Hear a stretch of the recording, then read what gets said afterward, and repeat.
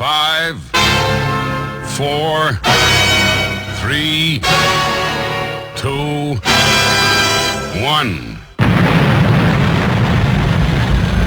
They've landed. You're in the right place. Online, on the web, and on air. All over the world.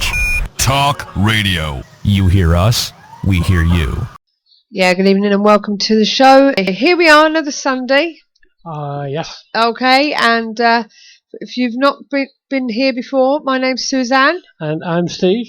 And Chris Andrews will be here in a moment.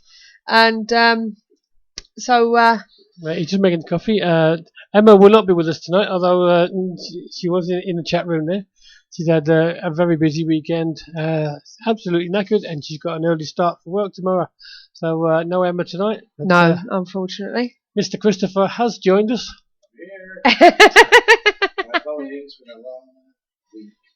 Okay, so let's turn your mic up ready. So it's all there for you, Mr. Chris. Well, it's all been hectic this weekend, hasn't it, Chris? So right, so if you've just joined us, just as I was saying, basically we are a relaxed show, no pressure, and as somebody once said, just like having a cup of coffee with a few mates. And a dog. And a dog, yeah, can't forget the dog. So this is why I like you to come early, then you can calm her down. I know. She'll have to come on with me. I don't know. Well, what have we got on tonight? Well, tonight we've got Mary D. Jones. We're going to be contacting her, hopefully by Skype. Otherwise, my bill's going sky high because I might have to phone her on the landline. So all the way to San Diego, California. Yes. So, so I'm relying on these two with questions and you in the hub. Don't speak English. So no comprende. No comprende. Don't even go there. So, but if you've had a look on the web on the Facebook page, it does tell you on there exactly what she's all about. She is into all sorts of things with regards to the paranormal, and her latest release is the book. According to this, is From the Future, a journey through portals, relatively wormholes, and other adventures in time travel, and The Grid, exploring hidden infrastructures of reality. Yeah. She's the young lady herself has basically she's got loads of credits against her name, hasn't she, Steve? She has. She's even doing some film and TV work as well. Yes. And doing some screenwriting stuff. She's worked on Deja Vu and, if I can pronounce it right, Deja Vu? No, yeah, you I've seen say that it. Before. You say that. What is it? The sounds and the paranormal, that's what I'm going to say. Resonance, you mean? Yeah, that's the word I'm looking for. I don't know. Well, while we're having a quick laugh here, let's have a quick name check. We have Emma Knight is in there, saying hello to everybody. She has got it on. She's doing her things, she's got it on in the background. Oh, yes. In there. Ace Paradox is with us. Andy 707. The Viscount has come in. Our John down in Norfolk will not be with us tonight. He's not feeling too good. Not feeling too good. You got Andy Cooper there. He's there. Yeah, Cooper's there. So, but anyway, let's get on with the show. I have to call him Cooper because if Martin comes in, I get mixed up. Right, so basically, as I say, tonight we're talking to Mary D. Jones. Hopefully the connection will be perfect. I've had to have a word with BT about getting a discount if I have to ring her. Like you do. Like you do. Right. What have you done to our Emma to knock her out, Chris? Oh, that's a different show, that. Well, if you think about it, what was it? There was a meeting on Thursday. That's the watershed mark for a start. Yeah. Right. Yeah, definitely. Yeah, then you had an Invest Friday. Yeah. Then we was with you last night for another Invest. Yeah. and then here today. So yes, not plugged ourselves in yet. No. So obviously she's got a lot of things to get ready for tomorrow. So, but she's still logged in there to say hello. And, Yes, I know. and she's saying, "Hey, what? Forget the other show." Well, I'm not broadcasting it on here, am I? But I don't know. it was hectic time Thursday, weren't it? For us? It was. a good night. It was a really good night. Carl Beatty turned up with Stuart Stuart Torville. Torville, yeah. Yeah. So it was all Very good. nice man. We never got to do half the things we wanted to do, but hey, that's what it's about, isn't it? And Yep. talking of Stuart Torville, I've got to say hello to him. Hello, So- Stuart. And Carl, if you're listening. Yeah, and Carl, if you're listening. Yeah. What's our friend in London who always listens on the playback? Chris Mack Chris Mack. in London. Yep. So we'll say hello to Hello him as once well. again to Chris Mack. Hello, Yes. Chris Mack. Yes, because he listens on the replay. Yep. That's what he tells us. Listen to the replay every week, so He listens never on misses. Can't YouTube. go wrong with that. Nope. And hello, everybody out there listening, and hello, everybody in the chat room. It was great to meet you, Ace Paradox, on Thursday. Put the name to the face. Hello, Paul. So, but no, it was a really good night. They took centre stage, and Yeah. everything went out the window, didn't it? No, there was Well, no quiz. No. No, that's it. You have to get. I mean, people come on and they do, they do some guest speaking about an hour. But before we knew it, because time was flowing, it was Oh, past yeah. 10, Yeah. wasn't it? So we thought, oh, right, we'd have a break. We'll do the quiz. By the time we got back in, everybody was swamping people for photographs and things like that. So we thought, we'll leave it like it was a fantastic night, which leaves the things that we had to do on the night ready for another time. Another time, So, yeah. hey, you'll have to So- come. Yeah, it was It was really good. good. Yeah, it was good. So, good. and they're on about, they're threatening to come back again, aren't they? But this time with Yvette. yeah, just can't get enough. They can't get so- enough of us. You know, So, it's all good. It's all good stuff. You know. And he's on Stuart Torville's page. He's actually shared one of our photographs when we had all the pictures. So that's good as well. So it's yeah, that's all right. I met Mr. Martin today Yes. doing his shopping, all right. Was it and Martin? yeah. Ah, and he was telling me about what happened to him last night when he needed a new pair of shorts. Oh. I think there was a few people last night actually needed a few pair of shorts, but splitting a pair of shorts between them all would have been horrendous. Well, Yeah, what it we're would've going to do is, after we've spoken to Marie D. Jones, we'll get into the investigations that's Yeah. happened and talk about them. Just for you, Andy. Yeah, because there's a few bits of info there. Didn't mention what happened last night. So Yeah. So, it'd be really interesting. So, I didn't get home till 7 o'clock this morning. no, I know. I saw it on Facebook. 240 miles. I God. could have gone to London twice, couldn't I? You could have done. Yeah, I met Chris God, Mack. dear. Yeah, I met Chris Mack on the way. Yeah. Right. So, you're going to do the observations Let's do this some week. observations this week. Okay, over to you. And Emma, he's going to smack your legs because the one week we've got lots of stuff in here that I can't pronounce. You're not here. Okay, possible UFO discovered in an old wall painting in Romania. A UFO research organisation in Israel has sent out a report regarding a wall painting in a 14th century church in Romania. And that they may depict a UFO. It is similar to the objects seen in paintings and coins ranging from the 4th century to the 17th century. One UFO investigator feels that the object in the images may have an explanation that is more down to earth. Gilly Schechter and Hanan Sobat of the Israeli Extraterrestrials and UFO Research Organization, URA, say they received a picture of the painting from Catalina Borta. Borta took the picture while visiting the Basilica Monasteria, a church of the Dominican monastery in the town of Sigosora. He's trying. What was that name you just said a minute ago there, Steve? Sigosora, No, the one before it. one before it. Yeah. What, Catalina Borta? Can you say that backwards? No. He's doing well there, isn't It he? is. He's doing well. Is believed to be the birthplace of Vlad the Impaler, Ooh. the inspiration for the legend of Dracula. The wall painting depicts a disc-shaped object over a building that is emitting smoke. It also has a caption in German that reads, Israel Hof auf den Herrn. Can you put the link up while you're talking about it? No, which translates means Israel, put your hope in the Lord. Or explains that this is a quote from the Psalm song of Accents C130V7. The painting appears to be very old, but it is hard to tell how old. According to the monastery's website, it was originally built in the 14th century, but it was destroyed and rebuilt in the 17th century.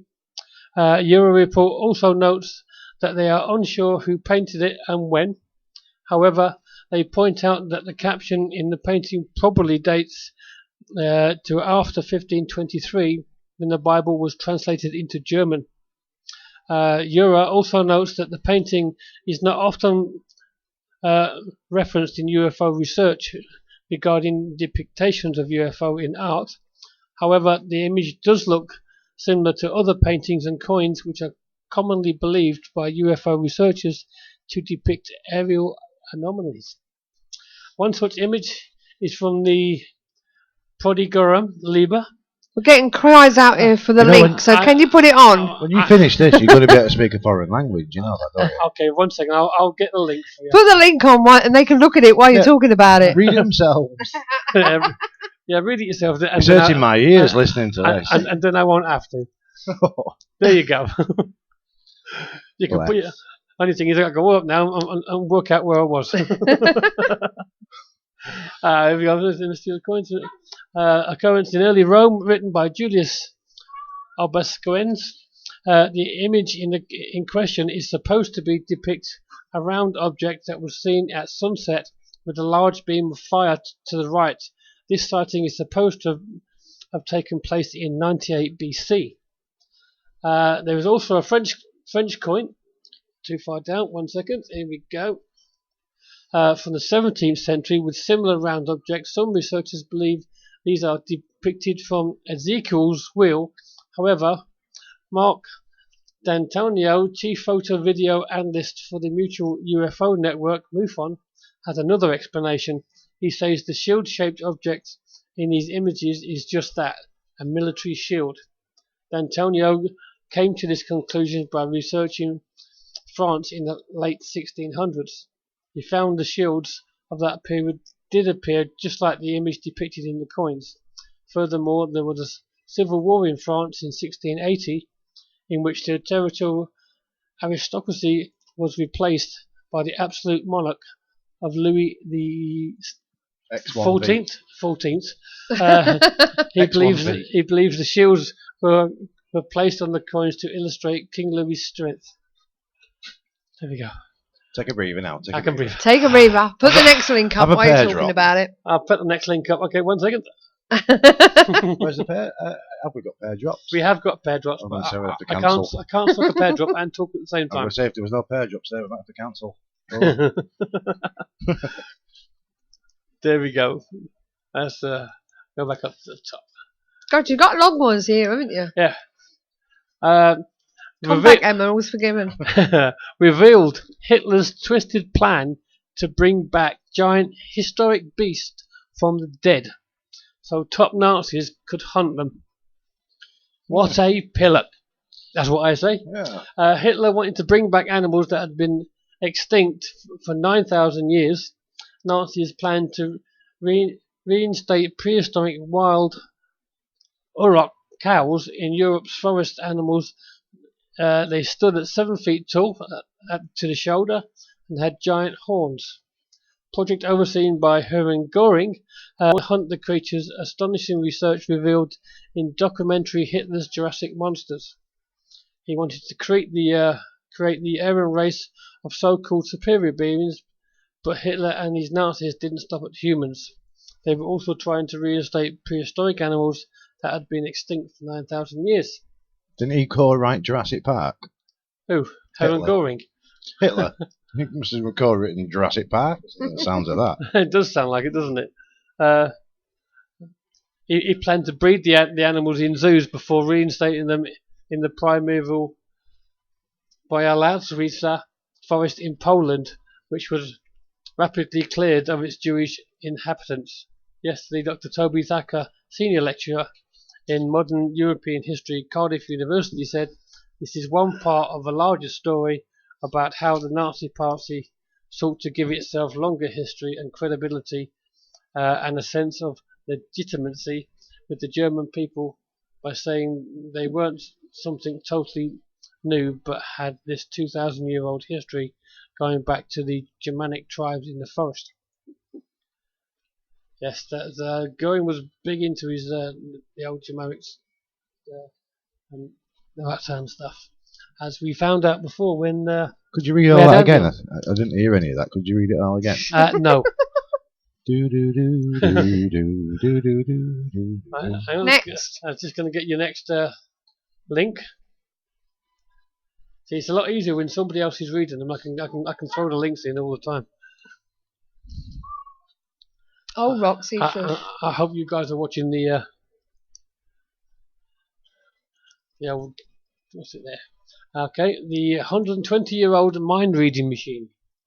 In the 1890s, when technologies like telephones and automobiles and light bulbs were still strange and wonderful, the new inventors promised another remarkable device would soon be ubiquitous: the mind reading machine. Inspired by the phonoautograph, a new device that showed that sound waves looked like on paper, the scientist Julius Emmer invented a machine that he said could record thoughts. It was simple, really. Excuse me. If invisible sound vibrated in ways that could be measured. That was a dinosaur impression, wasn't it? Yes. Emma figured why wouldn't thoughts in German. It's going to be one of them Can nights. you stop? You're making me laugh here. Have you said dinosaur in German? I've said dinosaur in Chris, German. behave. I've already said dinosaur in German. Now stop it, please. Otherwise, I'll mute you. I feel like you want to tickle him at times like this, don't you? Sound is addressed to the ear. He told the Times, Washington, D.C. in August 1895 that it may be made visible, a proof of which fact is found in the phonoautograph, in which the vibrations of sound are made distinctly visible. Reporters took him at his word. From that same article, Mr. Emmer is carefully guarding his secret, but he speaks so enthusiastically of his success that he must have obtained the most satisfactory results so far from his investigations. Reports thought reading machines were common in those days. Secrets will cease to be hidden in the day when the perfect psychometer comes into general use.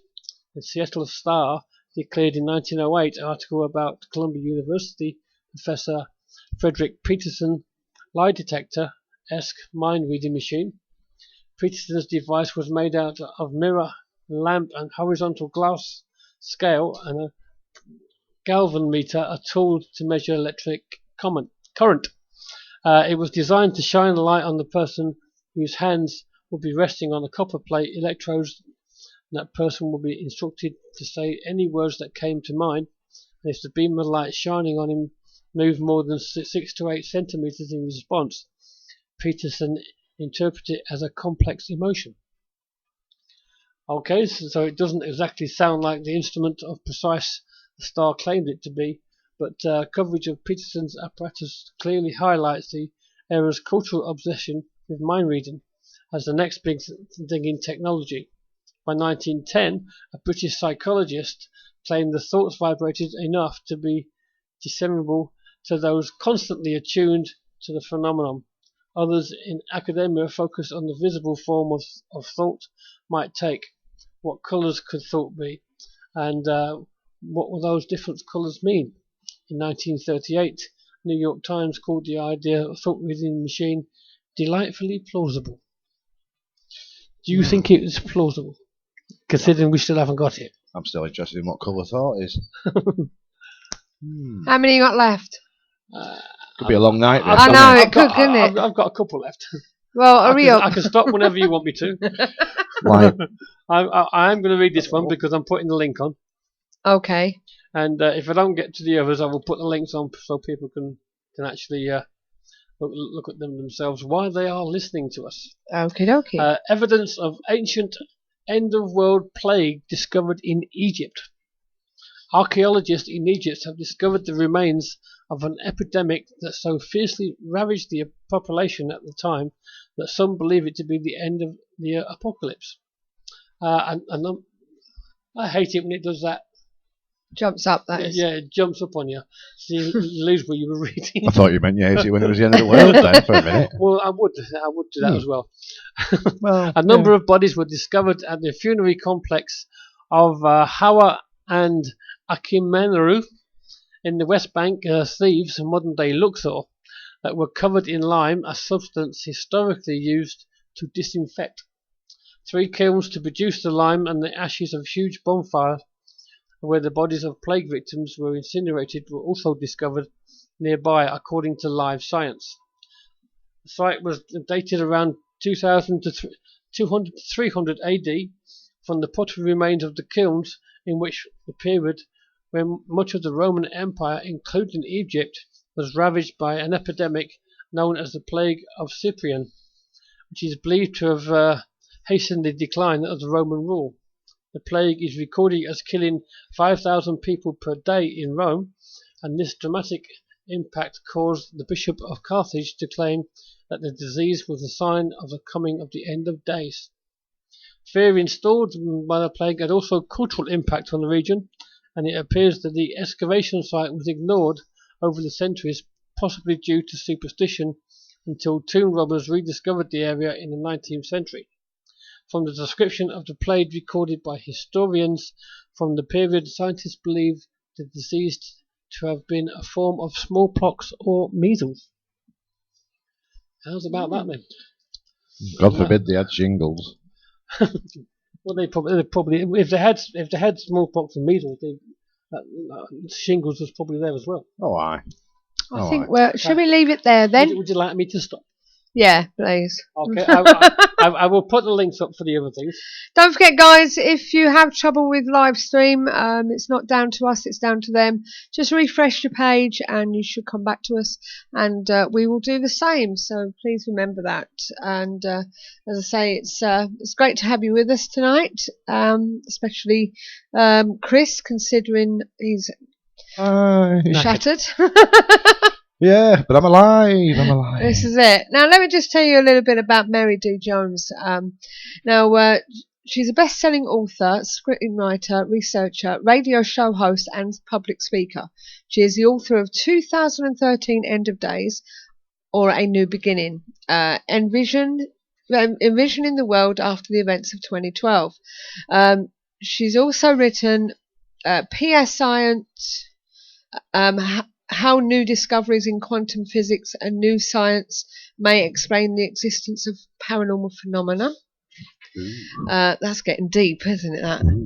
I'm going to bring me shorts. That's that deep. And Looking for God in All the Wrong Places. Her newest book, Destiny versus Choice, the scientific and spiritual evidence behind fate and free will. She has also co-authored Super Volcano, the catastrophic event that changed the course of human history, written with her father, a geophysicist Dr. John M. Savino, and also 1111, the time prompt phenomenon, the meaning behind the mysterious signs, sequences and synchronicities, the resonance key, exploring the links between vibration consciousness and the 0 point grid, the deja vu enigma, a journey through the anomalies of mind, memory and time, and the Trinity secret, the power of 3 and the code of creation. In 2013, she released they released This Book is from the Future, a journey through portals, relativity,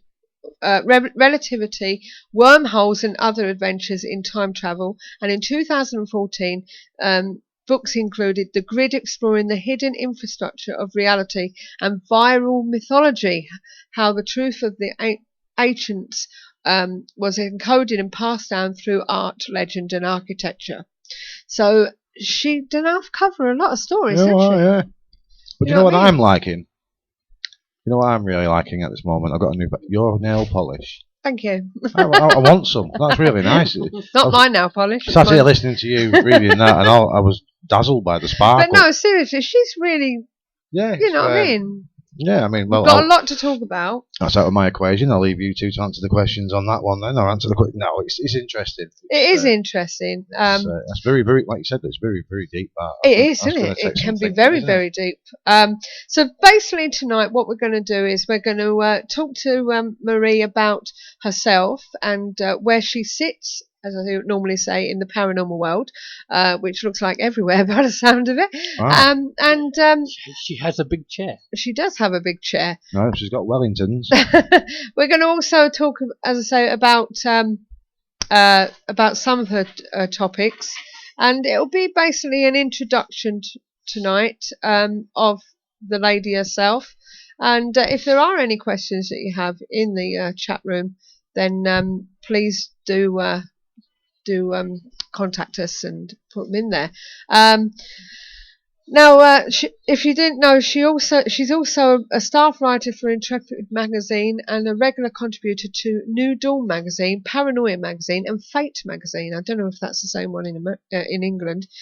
She has written and lectured widely about cutting-edge science, the paranormal, ufology, consciousness, noetics, which I'd love to find out what that is, and metaphysics. Just ask Chris. Her essays and articles have appeared in dozens of books, anthologies and magazines, and she is the screenwriter of 19 Hertz, a paranormal thriller in development with Bruce Lucas Films. She has 2 fiction books out in 2014 and a middle grade series written with her son called Echo, or EKHO, and a young adult parathriller called Freak. So, as I say, there's plenty to talk about with this lady. She's got her hands full there, then. She has had her hands full, isn't she? Really? How does she recharge? That'd be a good question for her. How do you recharge your batteries? Precisely. So what we're going to do is, she's obviously not come onto Skype, so it looks like I'm going to have to call her on the phone.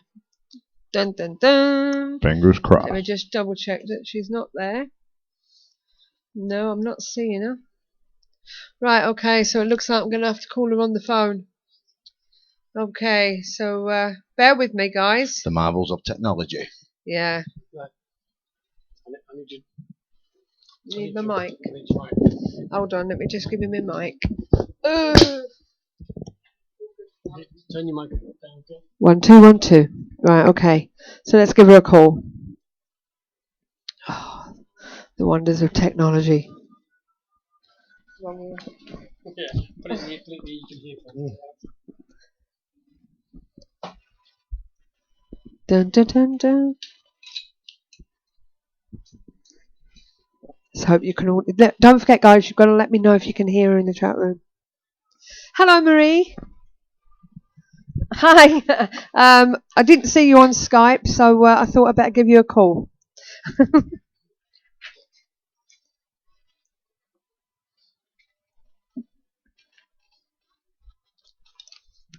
Right, okay. Well, I'm going to put you live on the air now. Okay? Okay, so I hope everyone can... Put your thing on it. 2 seconds. Oh. Right, do you want to say something and give us a bit of a test, Marie? This is Marie D. Jones here, live today on radio. There you go. Oh, dear. So hopefully everyone can hear you all right. I can. Yes, I can hear you fine. Thank you. Right, okay, well, welcome to the KTPF Community Talk Show, Marie. And I've been looking at your biography, and wow, how do you fit it all in? I don't know. Well, the first question, question. having to meet deadlines.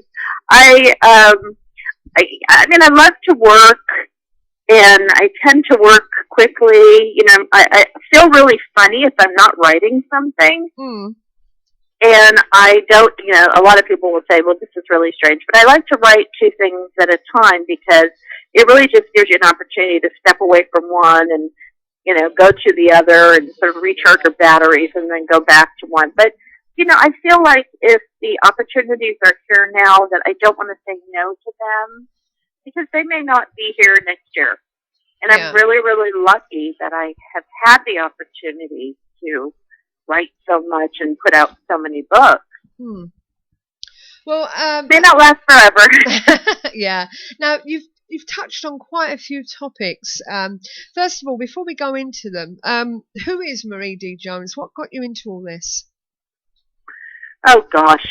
Yeah, I've been writing since I was little. I'm just someone who loves to learn and then share and express what I've learned, and I've always been telling stories and writing. I'm talking since a very early age, and I've been publishing since I was a teenager. Yeah. So this all comes really natural for me. It just, I get really excited about learning about something, and it's like, oh, I got to tell everybody else what I've learned, and just wanting to share that information. Yeah. And as I say, there's quite a few topics you've got into. What was the first topic you got into?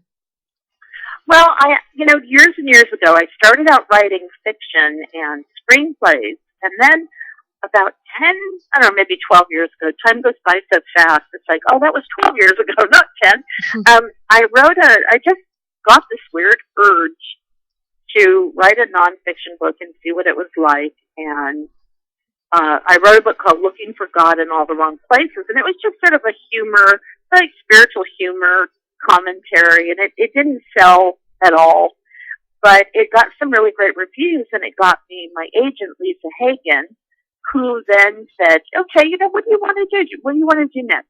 I was really fascinated at the time with quantum physics. My dad was a geophysicist, and he was teaching me a lot about physics, and I was always into the paranormal, since early childhood. And I just kept seeing all these links between the two. Yeah. And also the study of the human mind and consciousness. And I thought, I really want to write a book that looks at the links between science and the paranormal. And that book became my first, I like to say, my first real nonfiction book, which was Science, P-S-I-E-N-C-E. And from there, just, the publisher loved it. It did really well, and it just sort of became, okay, what do you want to do next? And what do you want to do next? So, but that was the first one, and it was tough to write because I really had never done anything like that before with that kind of research. Yeah. But it was just so cool to be able to do that. And I didn't have much of a platform at the time. Nobody knew who I was 10 years ago. So the publisher, New Page Books, took a chance on me, and I've been writing for them ever since. Well, I must admit you've done a lot of work here, various topics. You've spoken about 2012 or 2013 Right. days, and quantum physics, and all around the paranormal phenomena.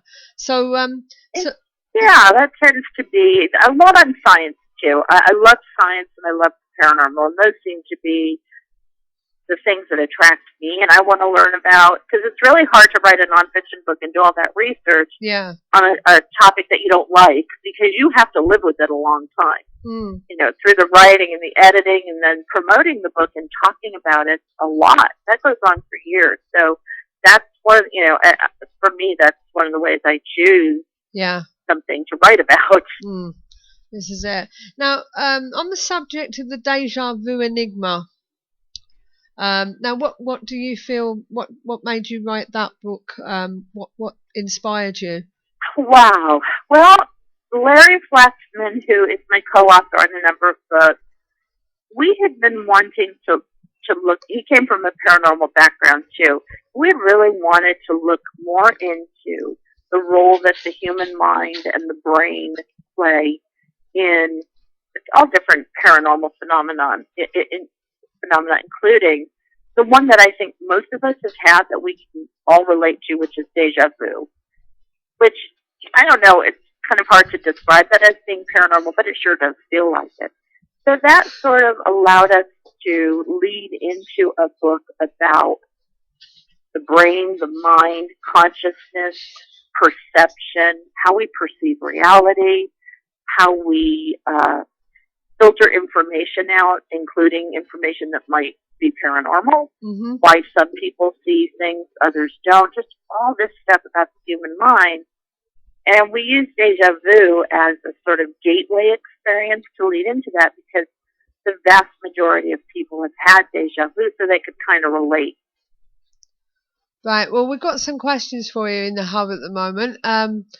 We've got Steve here, my husband. He's got a question for you. Hiya. Uh-huh. Can you hear me? Can you hear I him? can hear you. Yep. Yeah. Uh-huh. Okay.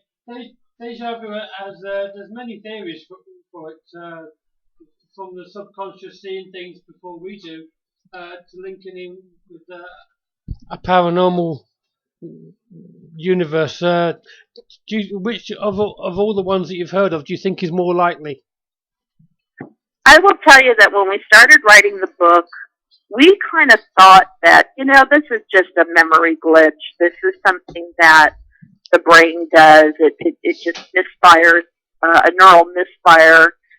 But as we looked at the research, and what's really funny about deja vu is there's a lot of scientific research out there because, again, it's something that is happening to so many people, and it's also something that can easily be created in a clinical setting. You can actually trigger someone to have a deja vu experience. So it's very well researched. So we started out thinking, it's just the brain doing something wrong, having a little misfire. But by the time we finished, and the people that we talked to and the research that we looked at, I think, I won't speak for Larry, but I was more convinced that it was an experience whereby we might actually be seeing ourselves or experiencing ourselves in a parallel universe.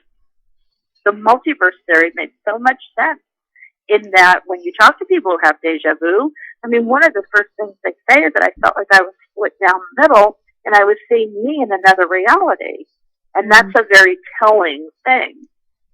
So we kind of went from the real scientific extreme to the more theoretical extreme.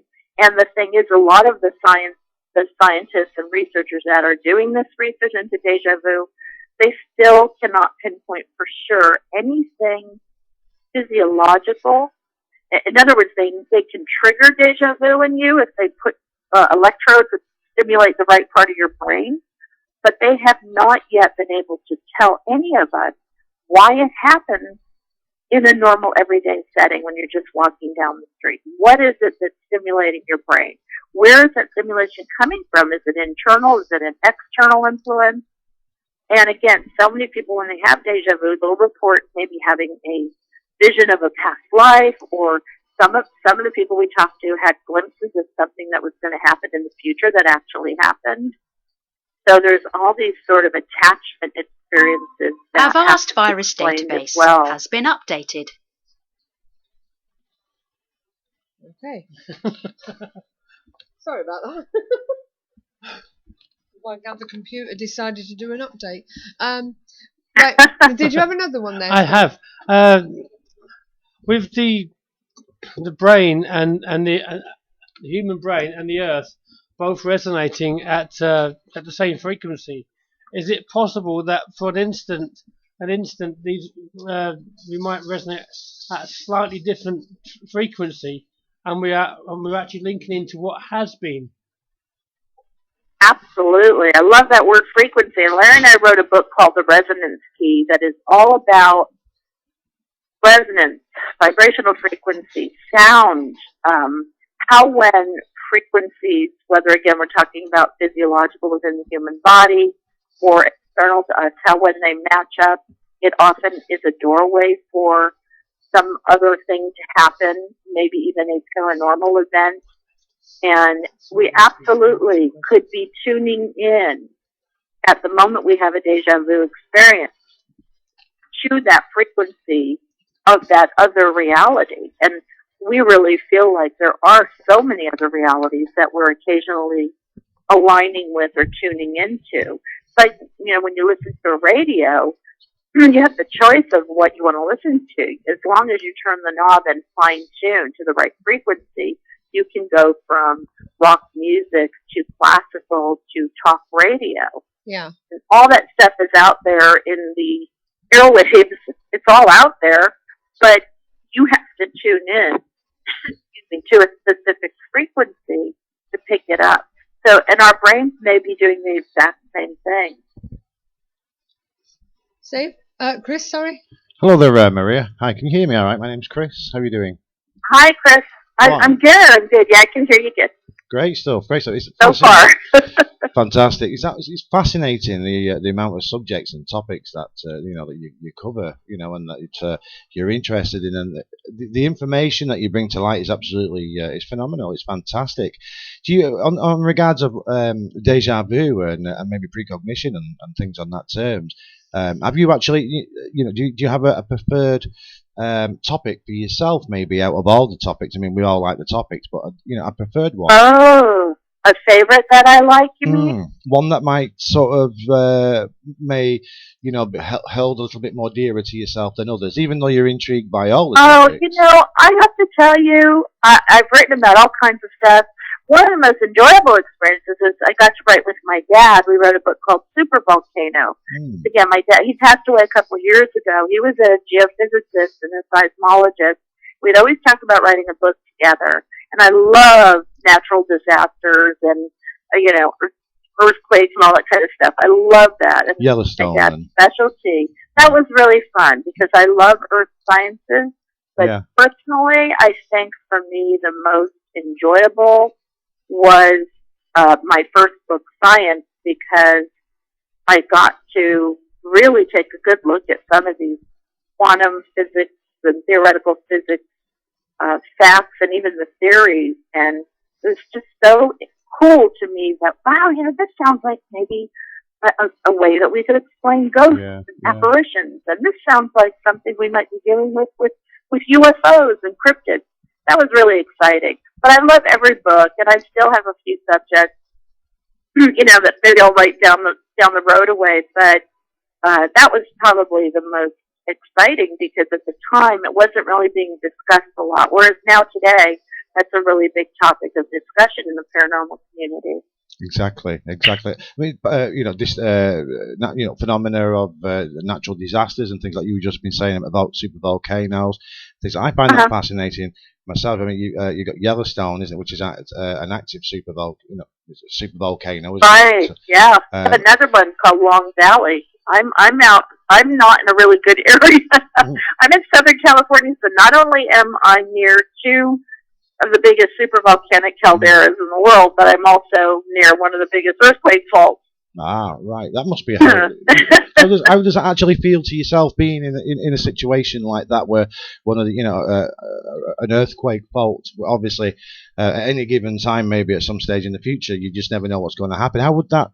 Because I can't imagine myself, because obviously I'm not. You know what? I'll tell you. You know how I handled it years ago, because I'm a single mom. Yeah. And so years ago, we have through the United States government, we have what's called CERT, it's CERT, Community Emergency Response Teams. We're trained through FEMA in disaster preparedness, disaster response, triage, medical trauma, everything. We are fully trained. We're considered second responders, and I've been trained for years. I even have a ham radio license. And I did that in part because of my dad teaching me over the years that, to take this stuff seriously. Plus, also, I've experienced huge earthquakes here in Southern California.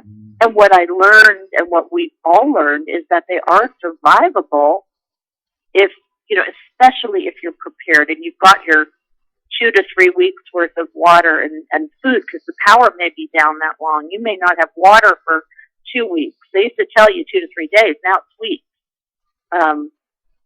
How to turn off your gas and what to avoid and what to do and what not to do. And also, because I'm so well trained, I will, once I take care of my own family, I can then go out and help firefighters, the police, sheriffs, and emergency responders. I can help them. So that was my way of dealing with it. And I think here in Southern California, you have a lot of people. We have a lot of fires, very massive wildfires. So you just have a lot of people who are aware of what they need to do. And they talk about it in our local news a lot. So we're pretty educated. But you know what? Nobody's really ready for, if the big one hits, that's going to be a whole different story. And the supervolcano, the last one occurred 28,000 years ago. So we don't have a written record of here's what is going to happen right before, so that you can evacuate in time.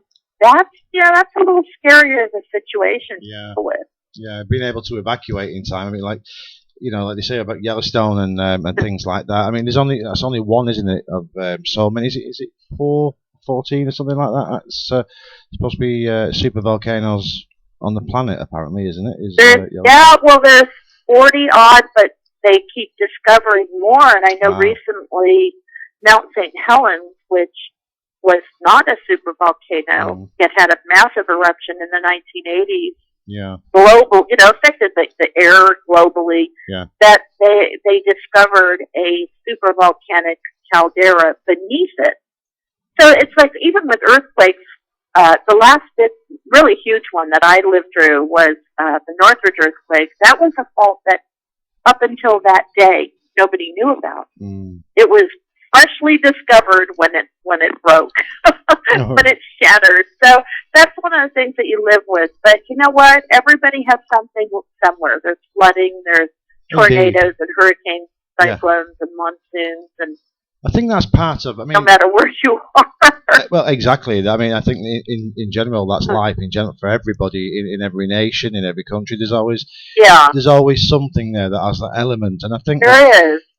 For but me, I'm just, as much as I'm fascinated by the paranormal, I have to say that I'm equally, if not more, fascinated by our own planet and nature and the things that happen. It's just, I just have such a reverence of science. Yeah, I think science is, although it can have it's very, very exciting, and obviously they have the moment and the breakthroughs in science, the discoveries in science, and obviously how science and discoveries affect ourselves. It's very, very exciting, right. But it also, I think, has that underside where it can be very, very frightening as well. And I think it's like maybe like going on a roller coaster. We sort of embrace that fear, and sort of keep that fear sort of turns into excitement and keeps us going, I think. Right. I mean, I think every now and then something happens where we're reminded that we are just human and we can't control nature, but the best thing that we can do is learn about it and be prepared as well as we can. Yeah, this is it. And now we've got a question in the chat room for you from Andy707. He said, have you ever been concerned that because you also write fiction, that some people won't take your factual work seriously? I have 13 nonfiction books out. I'm very well respected, and it's time to try something new. So no, not at all. In fact, I have a lot of the people that have read my nonfiction books excited about the fiction. One of the things that I'm doing is called faction. Sort of a new, it's not really a new thing. People like Tom Clancy with The Hunt for Red October, where you combine fiction storytelling with fact. You're sort of writing a story around research, solid research, or fact, or theories, scientific theories. And I love those books. I love reading them. And I'm actually writing one. So, no, not at all. And I think if anybody does judge me in that way, they need to go look at my website and realize that I've got 12 books out. I've got another one coming next spring that is the history of mind control and electronic surveillance, another of my fascinations. So I don't think I'm risking anything. I think if I'd only written one or two books, that would be a problem. But I've kind of built a good, solid foundation. Even my agent was, come on, girl, do something a little different if you want. And I always can go back to the nonfiction. Here's the problem with nonfiction. Yeah. Like I said, if you are not completely obsessed with an idea, it's really hard to just write it for the sake of writing it. So right now I'm in a sort of point where I've written about almost everything I wanted to write about. So until the next thing comes along that really grabs me, I'm going to be doing other things because I'm a writer. I mean, really, that's the bottom line. Yeah. But what I'm really excited about is a way to express science in fiction. I love that. I love science fiction. Yeah. So much of the science fiction from the 1800s and early 1900s is now coming true. So, but that's a great question, and one I had to think about for a long time before I started to make this transition. But I plan to continue to do both. Yeah. I will tell you what is harder for me than what this person asked. Yeah. Harder for me is to be a female. Yeah. Write about this stuff. That's a bigger problem for me, especially the more sciencey stuff. There is a lot of bias. I don't get asked to speak as much. I don't, people kind of ignore me sometimes. Yeah, yeah. But I just keep going. I keep doing my thing. I was raised by a scientist, My mom was an artist. She's still alive. And yeah. I never saw any problem with being a girl and loving science and loving the paranormal and wanting to write about all these different things. I'm a really good researcher, so it doesn't matter if I'm a male or female. But that's where I've run into a lot of problems. Now, before we touch on another one of your subjects that somebody's asked about, just to go back onto deja vu, you have said that when you have a deja vu moment, you can predict what someone is going to say. Isn't that more about being in tune with that person at the same time? Or it's sort of a precognitive aspect. Right.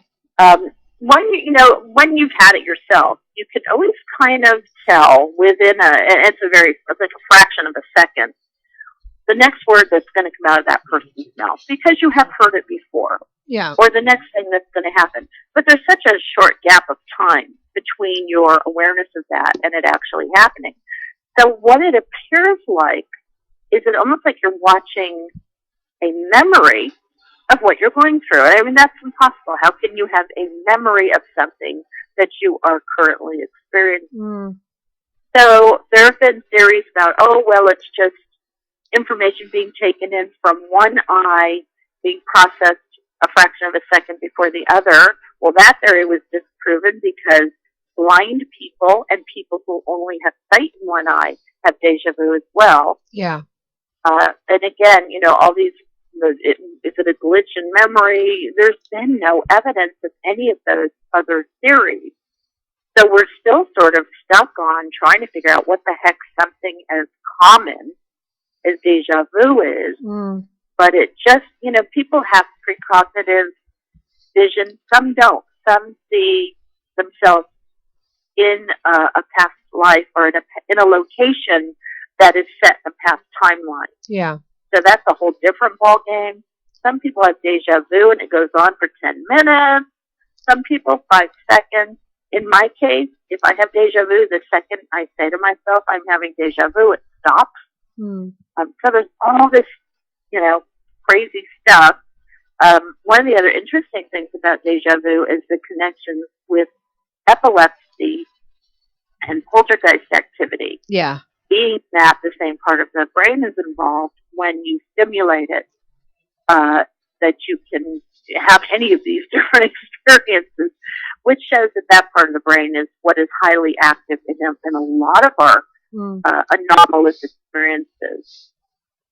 Well, this is it. Now, you spoke just now on science fiction. Somebody's just quoted that a lot of science fiction is coming true, and they hope that it doesn't include the War of the Worlds, Jeff Wayne's War of the Worlds. I hope not either, but who knows?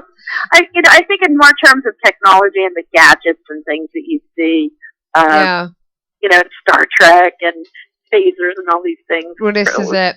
If someone can imagine that stuff, it's only a matter of time before they can actually create it. Yeah, but we do have a lot of that stuff now. Yeah. Science fiction like Star Trek. Yeah.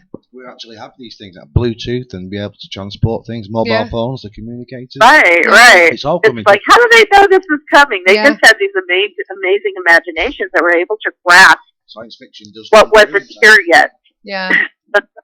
Now, Andy707 would like to know more about your multiverse ideas. Well, it's not my theory. Right. Okay. Obviously, that's a very popular and a very highly discussed theory in both quantum and theoretical physics, the idea that whenever an action or a choice or decision is made, whenever you take action on something, whenever anything happens, I guess you could say, another universe will branch off in which a different scenario occurred. That decision was not made, or you did the exact opposite. And I'm trying to be real simple here because it's very complex. The idea being that there are infinite numbers of parallel universes being branched off at any given time of all of the actions and decisions and choices that are being made in the entire universe. So it almost becomes mind-boggling to imagine how many of these branched off universes there might be. And we're also told that there's a possibility that we ourselves exist in a number of them. Yeah. So if that's the case, it makes something like deja vu more acceptable, because you could say, well, if I exist somewhere out there in a million different universes, chances are there's one where I'm doing the exact same thing that I'm doing right now. Yeah. Am I having a little glimpse, a little crosstalk between universe A and universe H? And I love the theory. The theory comes in handy for making things like time travel possible, and it's not been proven. It's just a theory, but it's a scientifically acceptable theory that is taken very seriously. It's not just something that those of us in the paranormal field throw out because we think, oh, we don't have any other way to explain this stuff, so let's come up with something else. This is now looking on, as I say, looking back on your subjects that you've spoken about in the past. One of them is your time travel explorations. Could you tell us a bit more about that and where you connect it with the paranormal itself, the angles? Well, time travel is something that Larry and I had always wanted to write about. We actually had started writing, and then our publisher said, you know what, let's wait a year. The subject matter, there's a bunch of movies coming out, the subject matter will get really hot again. And it did it. It's just something that people are fascinated with. And we wanted to look at it in a real comprehensive manner. We wanted to look at the pop culture aspects and how we have all these movies and books and TV shows. We wanted to look at the history of time travel from the earliest attempts to try to even understand how we might do it to where we're at now. And we also looked at how it relates to the paranormal and how and time travel conspiracies. You hear a lot of conspiracies. Oh, the government's been doing time travel research since the 1970s and this, that, and the other thing. But with the paranormal, what we found that was really cool is that, we always assume that when we see a ghost or an apparition or a cryptid or a UFO or an alien, wherever we're seeing, we're assuming that that is something that is in our reality, in our timeline.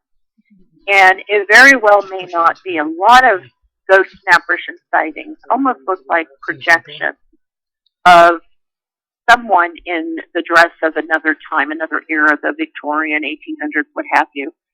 Cryptid and UFO sightings, you'll often hear people describe that, it wasn't there, and then all of a sudden it just sort of fizzled into view, and then it sort of popped and fizzled out. And a lot of the sightings sound like they're not happening in our reality or in the timeline. And so what it makes you start to think is that not only are there other parallel universes, but parallel timelines that we could be interacting with. Yeah. And again, that might be what deja vu is, or precognition. If you can predict something that's going to happen next week, might you be tapping into a field of information where you're seeing of the future timeline? And is that what people do when they remote view? Doing that in a physical sense. Yeah. So that's where time travel kind of ties in with the paranormal. We may not have just one timeline that we're dealing with. I've always said that everything under this genre of the paranormal is linked somewhere. People just assume it's, that they're just into all the ghost side of it and that sort of activity. But there's such a lot that interacts, isn't there? Oh, I think so. And you are like the millionth person that has said that because there was a time when everything was real categorized, and if you were into UFOs, that's all you were into. You didn't even want to talk to anybody about anything else. If you were into ghosts and apparitions, you didn't care what was going on in the field of ufology. But no. Now people are starting to realize, hey, we may be dealing with stuff that's all interconnected. A lot of times people have experiences that cross the boundaries. They have a UFO sighting, or they have a cryptid sighting, but they also see ghosts, or they have a lot of psychic ability. So I think more people are opening up to the fact that we got to get out of our little clubs and interact a little bit more. There's a scenario that we've come across at the moment that we're trying to work out, because sometimes with the ghostly activity, it coincides with maybe a UFO sighting. So we're wondering, we're wondering whether a bit like, I don't know if you know the story of the jinn in multicultural belief. They're supposed to portray a loved one or something, So I'm wondering whether it's possible for extraterrestrials to come down and do the same thing, and that's where we're getting the connection from. Yeah, I mean, we could be mistaking one thing for something. Yeah. It isn't. Yeah, I mean, some people say, well, it's demons. Other people say the jinn. Other people say it's extraterrestrials or tulpas. You hear all these different things, but my feeling is there seems to be some evidence out there for all of that. It very well could be that if that multiverse is out there, we are experiencing all kinds of anomalous stuff and thinking that we need to explain it with sort of one umbrella explanation. Well, maybe we can't, because we're dealing with so much more than we thought. We're not just dealing with aliens. We might be dealing with time travelers. We might be dealing with jinn or genies. We might be dealing with demons. There's so much. And the thing is, if we don't all start working together to combine notes, everybody stays so compartmentalized. And the ghost people may have amazing information that help the UFO people and vice versa. And that's, we've got to get rid of those boundaries.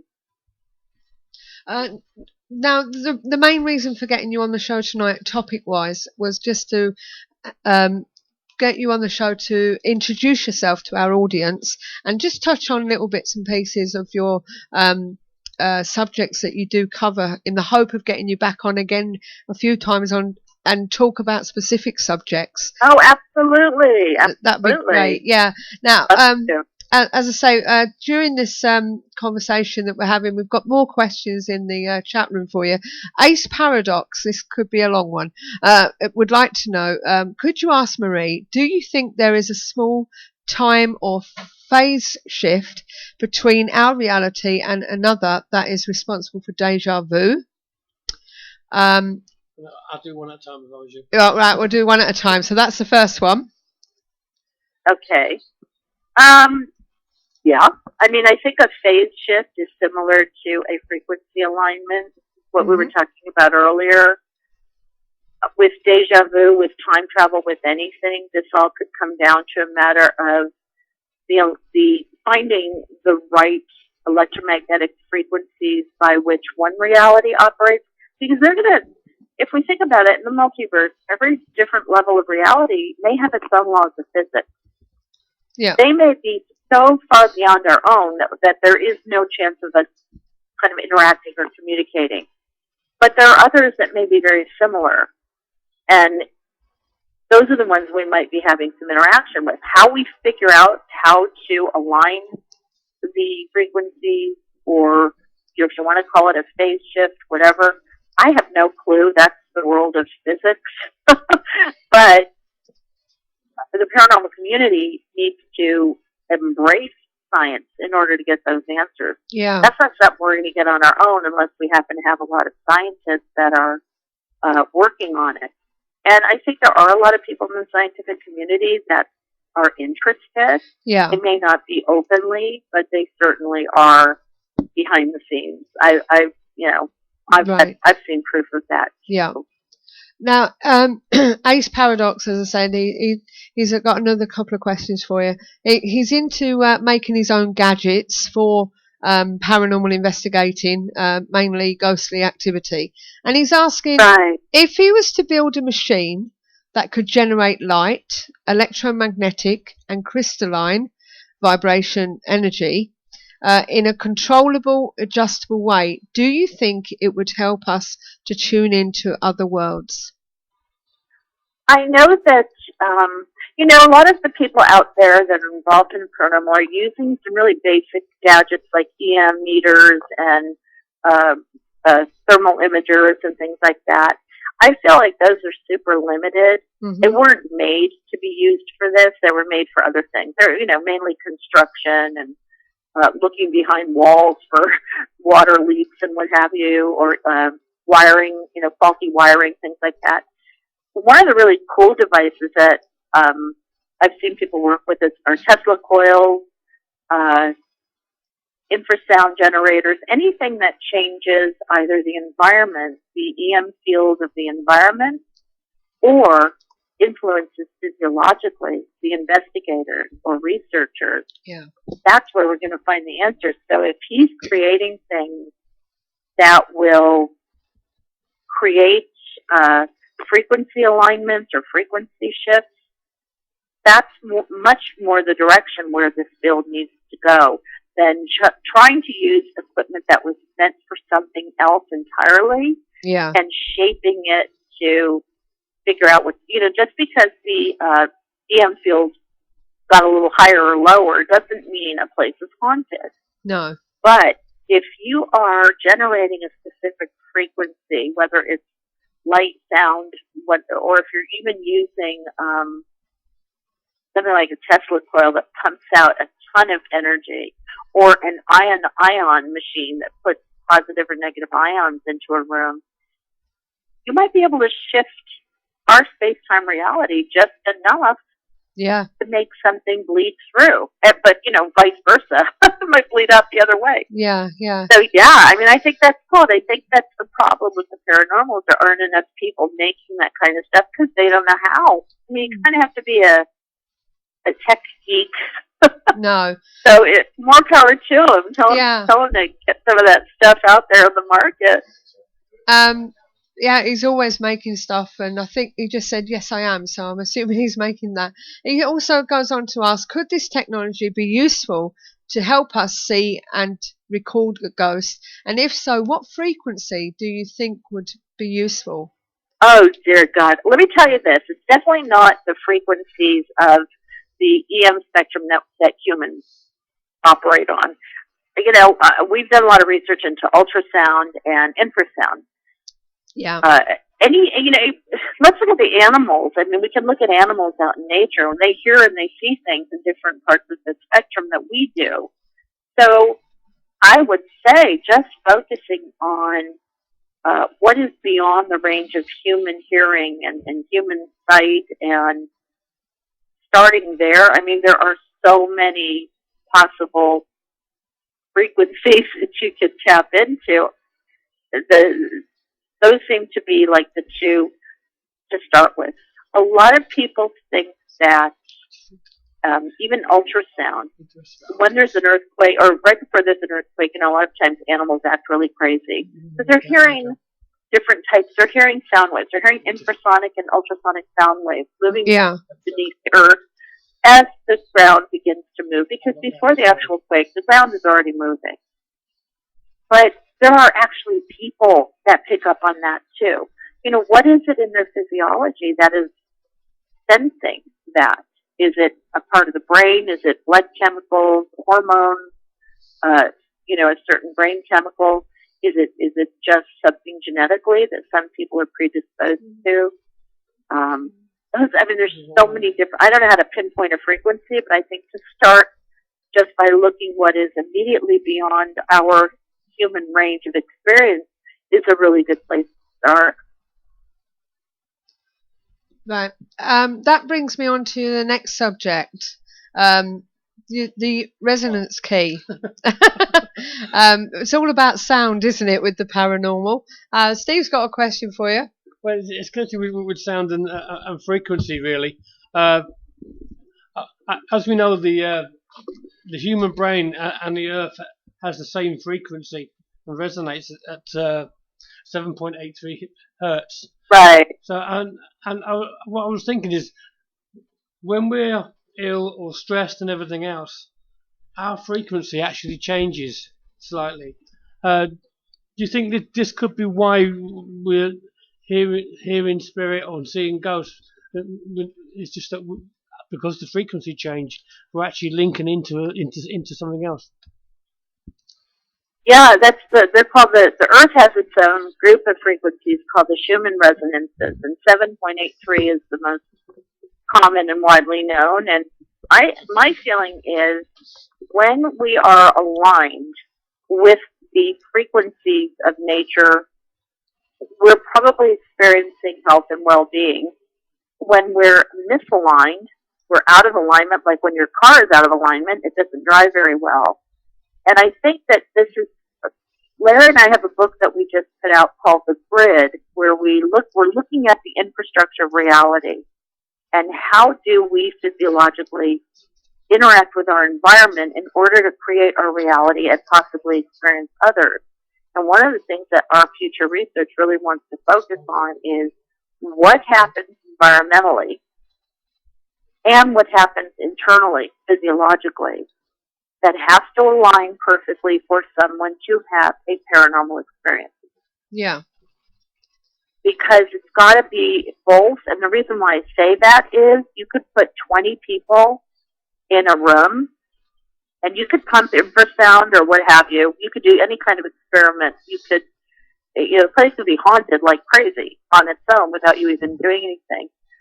But maybe 5 of the 20 will have an experience and the other 15 won't. Why is that?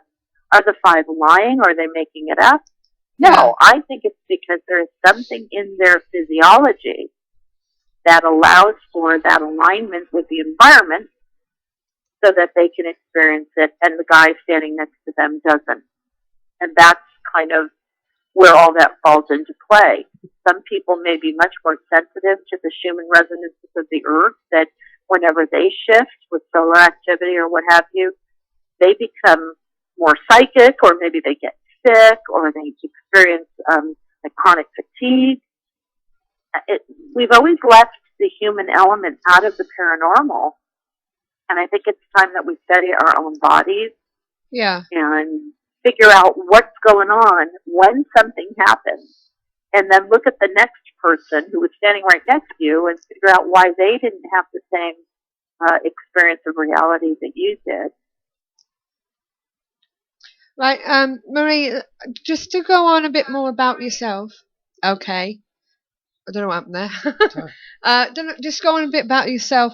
Now, you're co-founder of ParaExplorers. Uh-huh. Can you tell us a bit about your group, how it started and everything? It's not a group so much. It's when Larry and I started writing together. Yeah. That's all of our projects fall under that banner. Mm-hmm. And it's kind of a play on words, pair of explorers. Yeah. ParaExplorers, paranormal. And so that just really describes the research and the work and the ideas and the stuff that we do together. And we don't have a group, but Larry has a group. Yeah. He lives in Arkansas.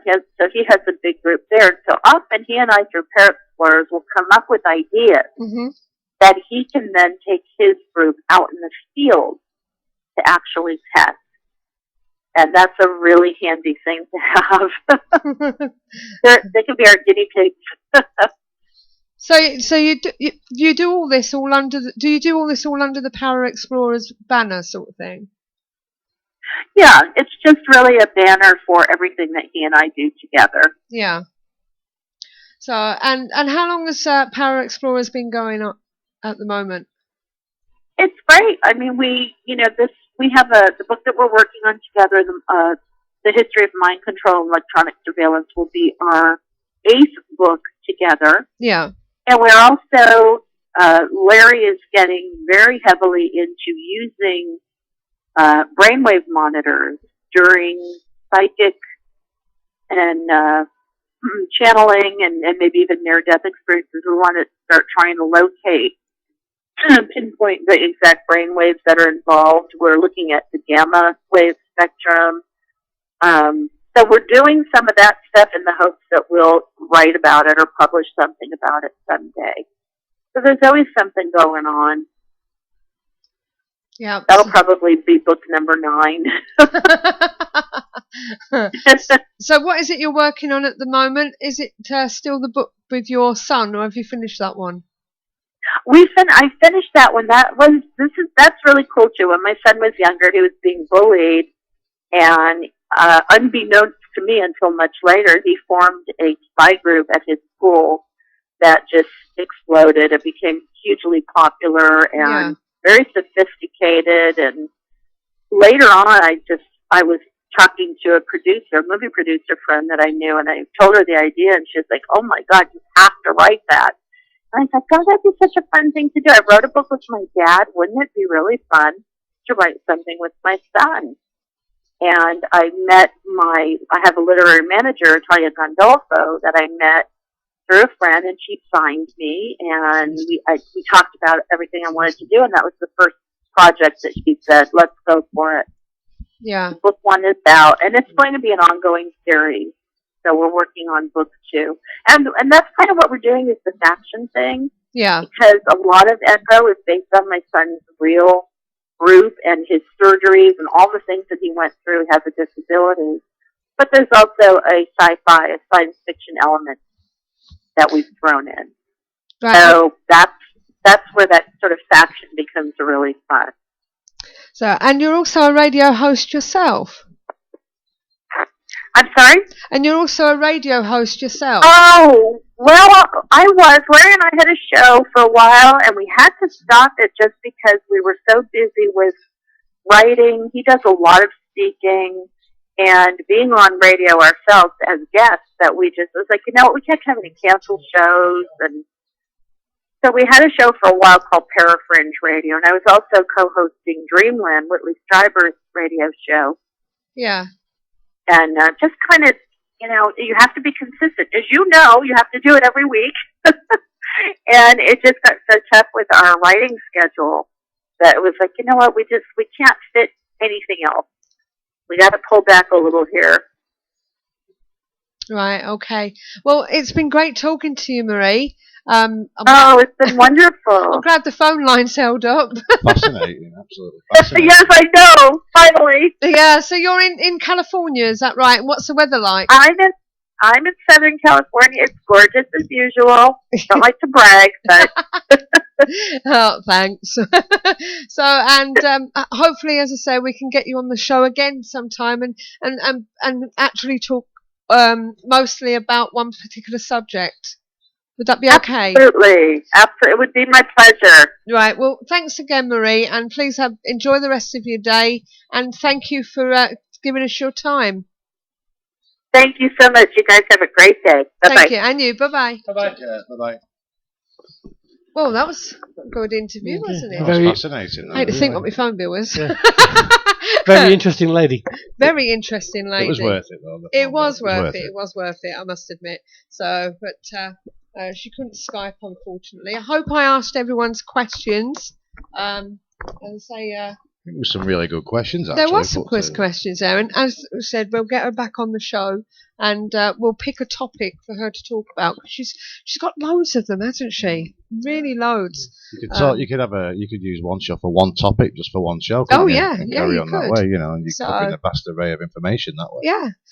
Well, we're here. There's myself, Suzanne, Steve, and our guest panelist is Chris Andrews. Hello. From, Club Zero, and just want to say a quick hello again to a young man, Mr. Stuart Torville.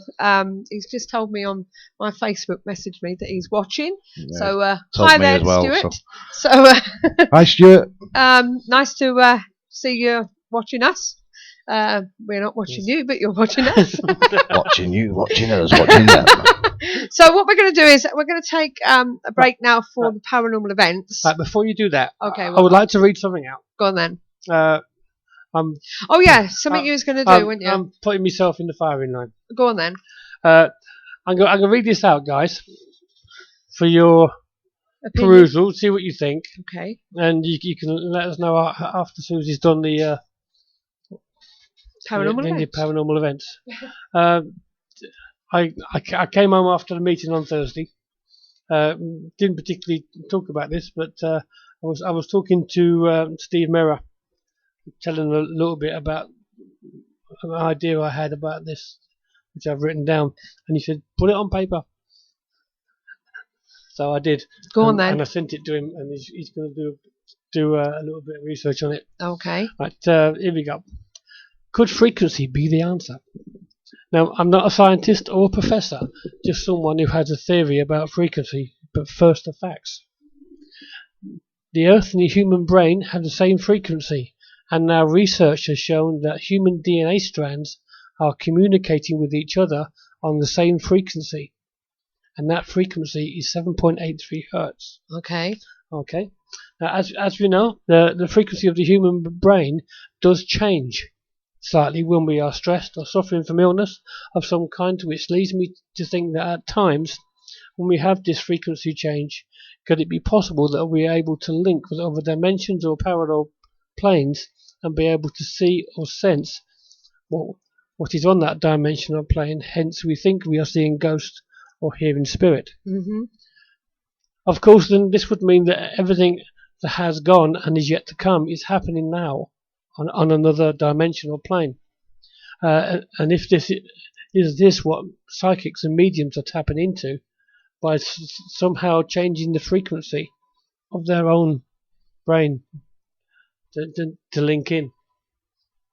I'm also of the opinion that when we enter a building, for instance, we can pick up on the vibration or frequency of the building to a degree, and more sensitive of us can find that exact frequency or vibration and link into what has been, hence the ghosts and feelings of certain times or times, depending on which frequency we have managed to tune into. Mm-hmm. Which would also explain why those that don't always agree on what is present in any one place at any one time. So, for instance, I could tune into 7.84 and you could be in 8.5 and pick up two completely different things. Yeah. Like you just said then, I mean, with the stresses and the different scenarios surrounding you, it can fluctuate, can't it? And alter. Imagine having the appliance to be able to tune in on that and actually listening in or whatever, whatever we're picking up on. Of course, this only applies to ghost hunting. What if we could tune into future events, which some people are able to do in dreams, but we have no control over what frequency we tune into? But what if we could tune into the future and learn what was going to happen? Then we could do all sorts of things for the betterment of mankind. The problem would be stopping some disreputable folk from bettering themselves at the expense of others. Even from a medical point of view, maybe we could change the frequency of the brains of people suffering from mental illness. By which I mean, just maybe people with multiple person disorders are just tuned into the wrong plane and can't get back, and are therefore being influenced by the people on what is happening on that plane. And if this is a future plane, it would explain why what they are seeing doesn't make any sense to us on this plane. We hear in the news that stem cell research and cloning, but what if we could talk to our own DNA and tell it to fix our bodies? After all, I said earlier, DNA strands communicate with each other. So why couldn't we talk to it and put birth defects by listening to the right frequency while still in the room, for instance? Possibilities are endless. Maybe we could even find out if our ancestors were helped by other world being interdimensional or otherwise, just by tuning into their dimension. Yeah. Of course, this could all be the ramblings of an insane mind. But what if? Yeah. That's the key point, though, isn't it? What you just said. What if? What if? You can't afford to put anything down as it's not possible. Or things to say it's possible. If it can happen, You know, I mean, and especially in the future, you don't know what the future holds. If we've talked before about the things in the past when people have sat and thought about creating certain things, and people in the era then would say, "Nah, it never happened." But we know by the test of time it does. And This is it. That's human evolvement for you, isn't it? We can do these things if we put our mind to it in the future. Well, Andy707 says, yes, Steve, absolutely. That's why I say it's not the building, it's the localized energy field. He thinks that it's to do with the internal energy field of their brains, but I suppose it's possible that they tune into another reality. So that's what Andy707 says. And how do we know which reality is real? Precisely. The right reality. Yeah. People talk about parallel universes and the different dimensions and all the realities. How do we know which one that we're actually in is the right one to be in? Yeah. These are mind-boggling little... Well, for us, we're in the right one. For us, we are. Yeah, because that's the way we're working. But for some people, their lives are a living hell. Yeah, I mean, our life. Ashley, for instance, he firmly believes he doesn't belong here. Hence, he thinks he's an alien. He's put here by his own people. But what if? Yeah. He's not. He's just come from a different dimension, and he's come through. But for him, if he thinks... So this plane is now, to him, the wrong one. Exactly, because if he thinks, and genuinely that's his situation, that he was put here, as an alien, then to him, to everybody else, it's outside the norm. Of course it is, but to him, it's a real aspect. So that's his reality, isn't it? And his reality.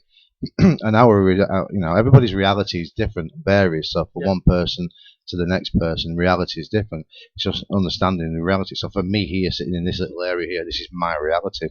And I know you're sat here, and that's your reality. But even though we're sharing the same reality at this moment in time, it still may be very different and unique to ourselves. Yeah. I mean, and Andy707 just said that the right reality is the one you wake up to in the morning. That's constant. Things change as you go along, and you're just coming straight out of sleep mode when you wake up in the morning, so everything's just like the reality. Your hair's stuck up everywhere, isn't it? What happened there? Yeah. I need a coffee. Excuse me. What do you mean hair?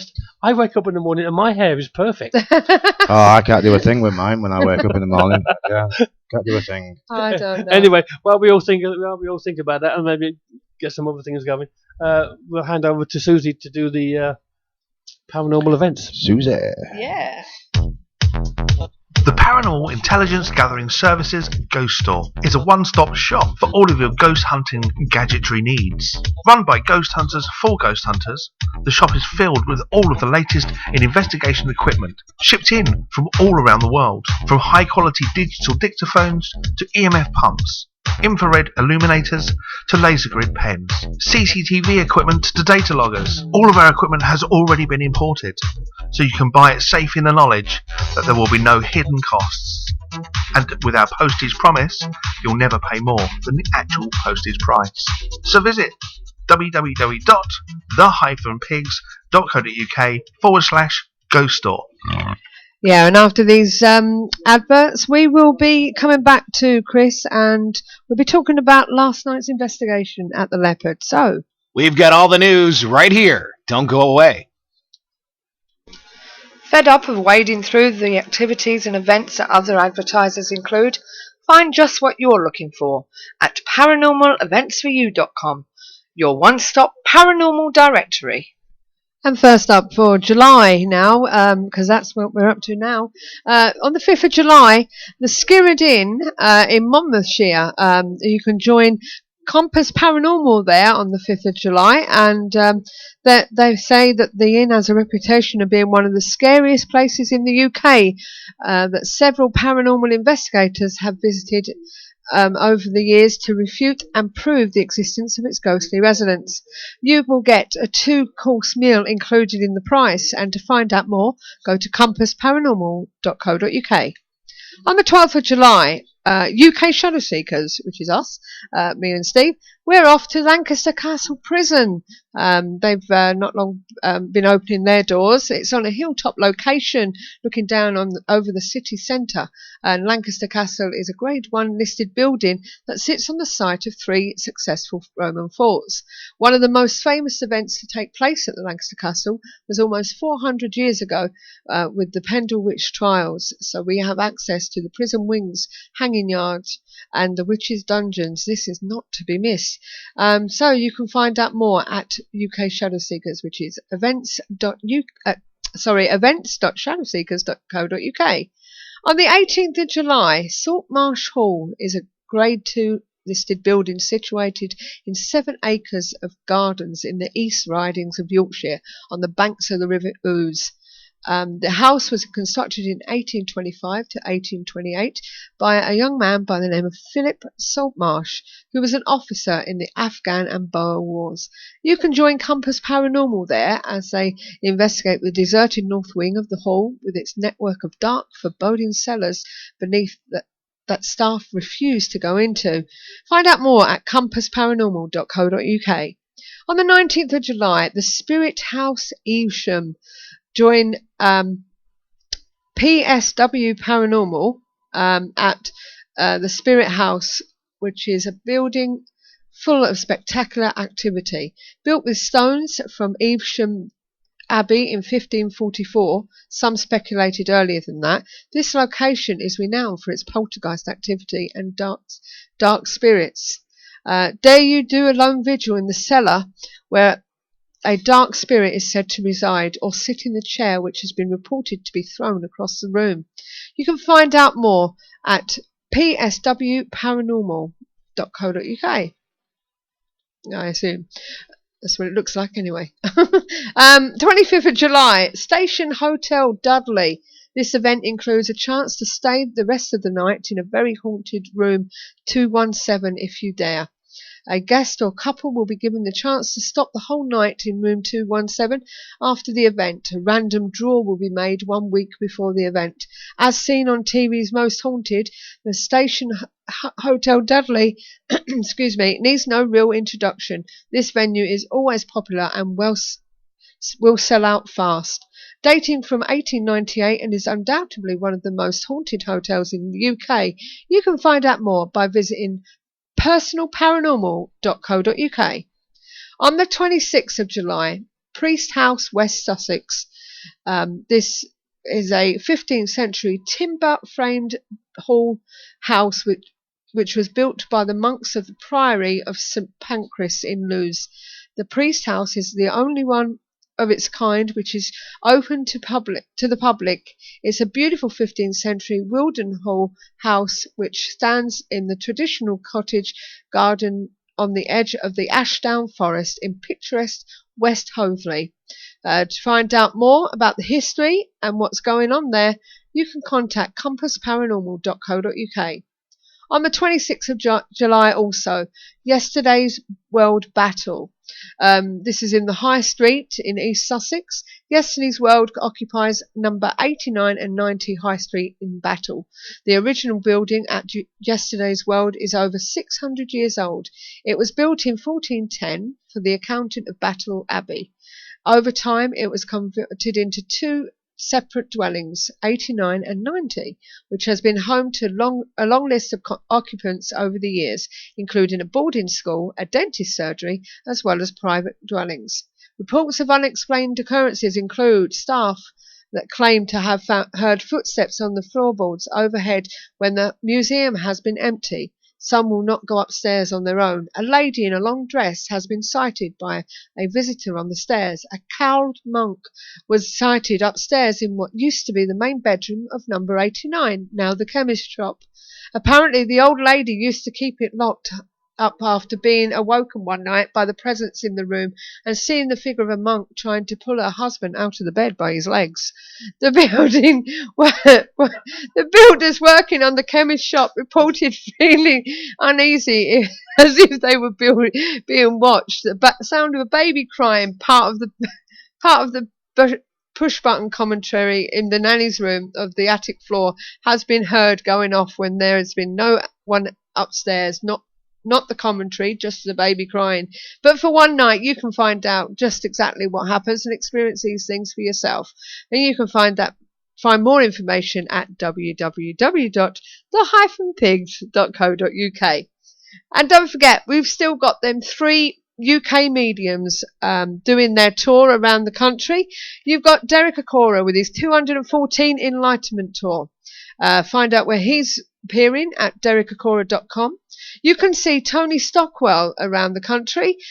Find out where he's appearing at tonystockwell.com and click on events. And finally, Mr. Colin Fry. Visit Voices from Heaven Tour 19. Voices from Heaven Tour 2014, not 1914. No, thank you. An evening of clairvoyance with living TV's psychic medium Colin Fry as one of the country's most well-known and respected mediums. Colin continues his world countrywide tour of the UK, so we'll be popping back to the UK to be in a theatre near you. So check out the one-stop paranormal directory for more investigations and events, available now. ParanormalEventsForYou.com also offers banner advertising for only £10 per year. See our website for more details.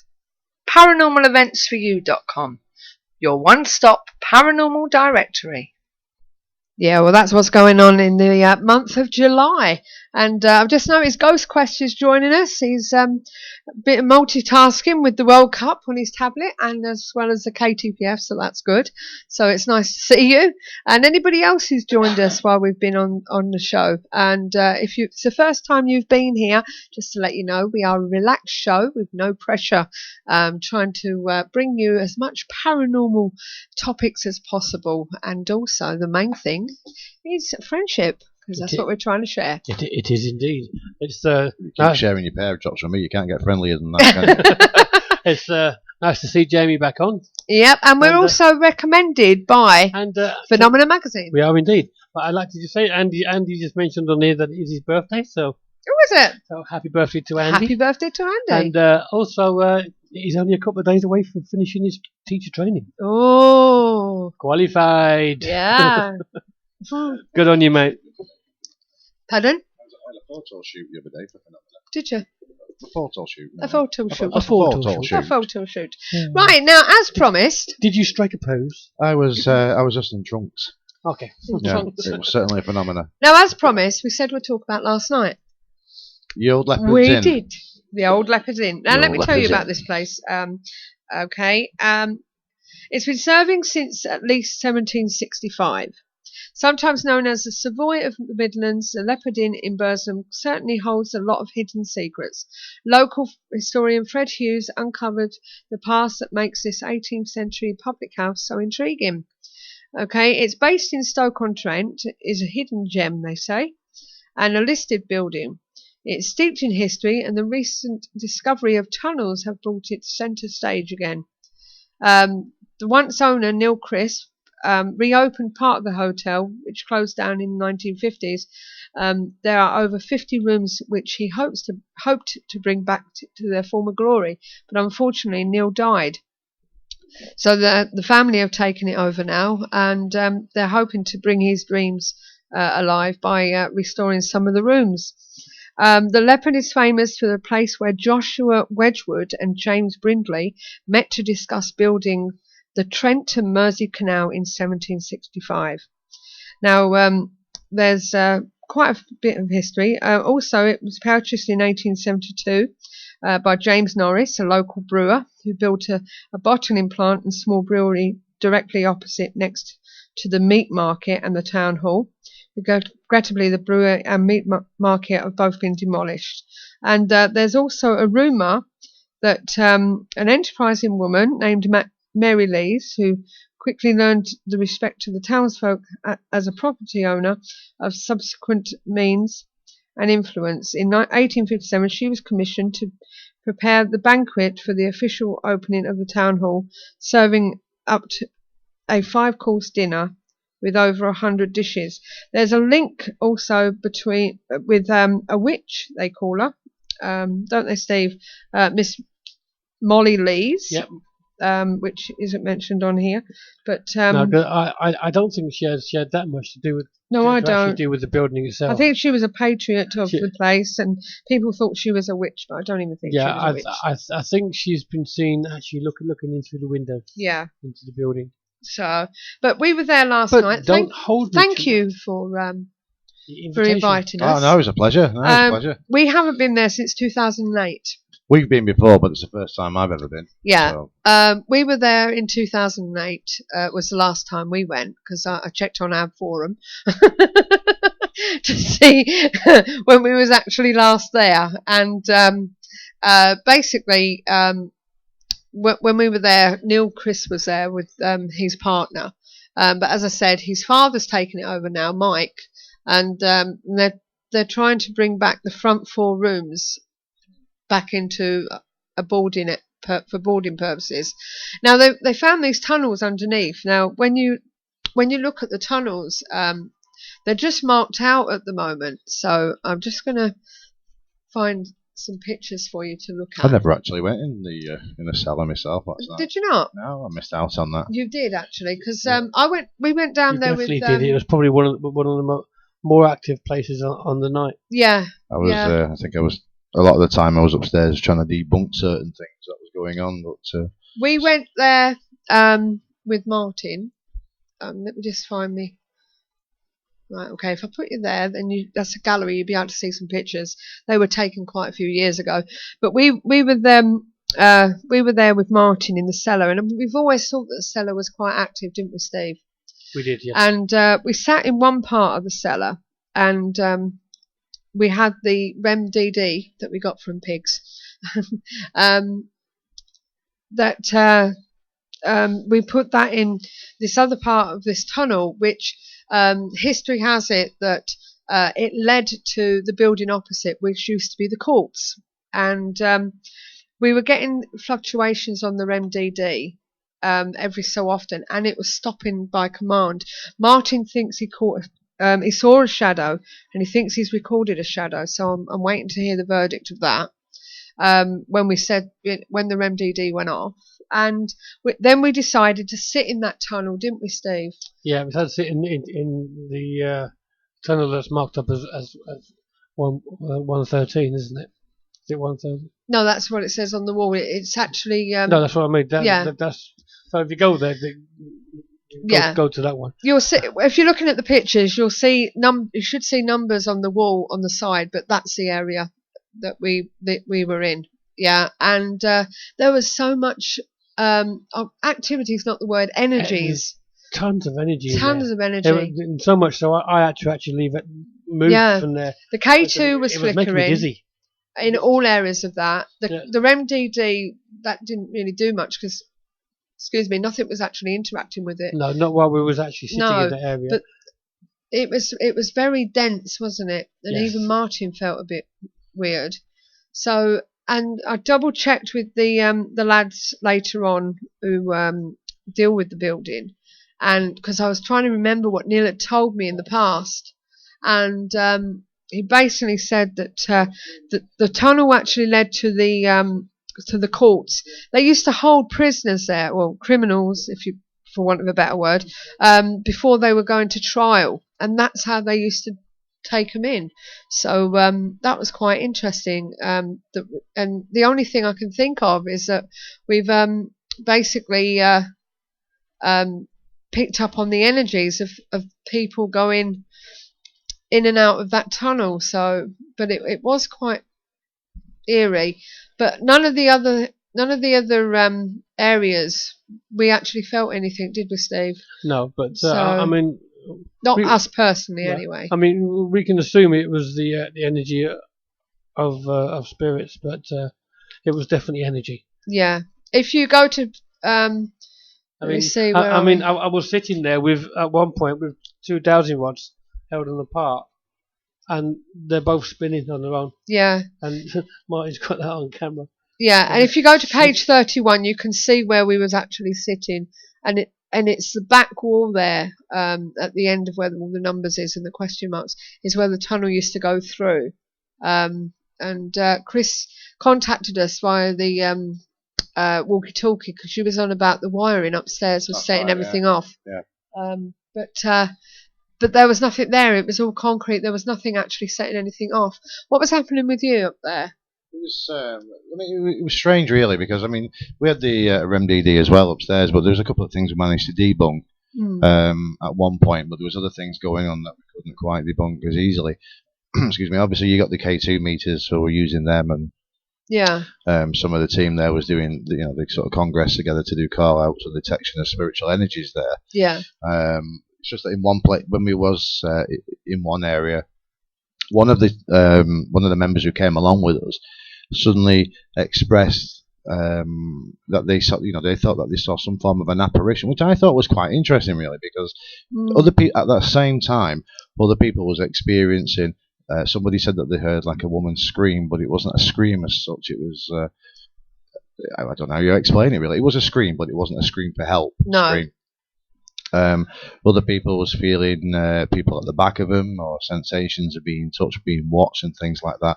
And then one of the members or participants who was there suddenly jumped, and she described seeing a woman's face, sort of coming towards her, right in front of her eyes, And so I asked, I said, "Well, what did the female look like?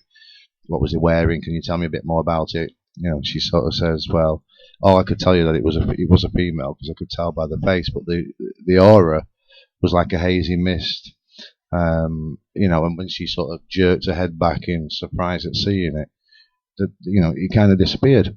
So what I said then was, okay, well, if you're having this projected at you, or you believe that you see this apparition in front of you, we had motion sensors in the other room, so we tried to say, well, try to deflect. I want you to think of this apparitional picture in your mind, and try to think of and visualize the room next door where the monitor is, which would go off the motion sensor, which would indicate a blue light, and try and send that way so that we can start getting activation. That didn't kind of work. Nothing happened up there, but we was getting lights emitting from the REMDD, which we moved in different areas. There was only one area, I think, that the REMDD was going off, and we thought, well, let's check this. So I checked the floor with your wire detector and found that there was a big bunch of wires underneath, which were live wires. So I was giving that. But in the other area where everyone was experiencing this, there wasn't any wires on the floor there. Can I just say that the wiring wouldn't necessarily affect the REM pod, because it doesn't pick up on EMF, it creates it. So it's just an indication of. So it would only go off if something actually interacted with it, and the energy that you're reporting to wouldn't. It's just an indication of it was obviously interfering with whatever electrical was around at the time. It's good to know that you've got the other stuff there. So. Oh yeah, definitely. So it's documented, because obviously we thought, well, why? There's no apparent reason why, and obviously you would get some people that will sit there and think, well, it has to be spiritual communication, which is good if it is. But if you don't analyse any other areas around it beforehand or eliminate anything else, then we're not doing the job of what we're supposed to be doing. So, which is why, and hence it was just very fortunate that I found these wires so I could eliminate that area. And I thought, well, okay, well the REMDD is doing its thing, Yeah. I mean, obviously, if it had been a K2 or something there, it would have been going nuts. But in other rooms, we had we had experiments going on. With the other team as well, and we had a series of motion detectors, not to give off sounds, but just to give off light, so keep the sound decibels down a bit. And people was asking on command, can you walk past, can you indicate yourself? They was lighting up, and they was giving people. We used a parabolic microphone, and we had one of the members using that. We showed them how to use it to try and listen for external sounds that we couldn't hear ourselves, beyond the norm of the people that was there. And a few people, a few times there was reported hearing sighing, clicking, banging, tapping, coughing, all sorts of different things, which we couldn't physically hear with our own, but they was picking these things up. But obviously we had to eliminate the outside sounds, but the sounds had died down by that period from outside. I don't know whether you've anyone's mentioned it yet. I know you've got to write your findings down and everything. Yeah, we've got to go through everything, all that stuff. But did anyone pick up on a murder there? I think somebody has, mentioned that. I mean, obviously, all the information, because we was split into teams, hasn't come back to me, so they're going to write up they've got... the reason why I'm just looking back on my notes back from 2008, we picked up on a murder. We picked up on the doctor that was there. The word murder was, I did hear the word. Yeah, so I mean, if you want our report to see if it matches up with the link that you guys have got, correspond it. I mean, what I it's good for you as well, because there might be similarities for yourselves. I mean, what I thought was good with the way you was working is on the night you had two teams, and one was working more scientific and the other one was working more psychic. So you were getting a comparison. Yeah, you do. You've the only thing that I think of, which is good because you're getting both aspects of the coin, aren't you? You're getting the psychic and you're getting the scientific side. What I would have liked to have done, obviously, I wasn't involved with one particular team. I was sort of involved with both teams. But what I was trying to do was in the psychic team, I was letting them do their thing, obviously, because that's what they do. But obviously, the people that was involved in that, I wanted to try and introduce them to, give them the varied option of expressing and understanding the scientific side of things as well, rather than them just being in the one team and being subjected to this sound, that sound, and this sound has to be spiritual energy. Not to say that it wasn't spiritual energy, but also I thought, well, these people, they're being told that, but they also need to be given another train of thought to understand the scientific equivalent of that as well. Where the other, which is very good. So hopefully they was learning from both aspects, like you've just been saying. The other team, they was doing more things on the scientific aspect, where we probably tried to give a little bit of psychic aspect inspiration as well for them, just so that they would get. You've got the yin yang effect. You've got both sides of it. Yeah, you have to. Analyse both sides, because what one can't answer, the other one may be able to provide a little bit of information to. And Emma's just said that it was Maria. She picked up on a woman who'd had her throat cut. Yeah. And she doesn't have access to the internet at all, and didn't know that a prostitute was murdered there. Well, that was right. She lives up in here. All the way. So that's what we picked up on back in 2008, that a prostitute was murdered. Maria doesn't have anything like that. She doesn't have any internet access, but she did pick up the name Margaret or Maggie as well. So I think I Maria picked up on Maggie actually. And just from our point of view, whenever we go to places, we don't check anything out until after we come back. No. There was a doll as well. They was doing an experiment, because I think whoever had been there in the past had been doing some fright night or tour or whatever, so they'd left little bits, equipment laying around, things like that. And there was a doll. Yeah, there was lots of cobwebs and stuff about. Oh yeah, definitely, definitely. But there was this doll in particular that was in this box that I think had acid bath written on the side of it or something like that, and they laid this doll in a certain area as a test.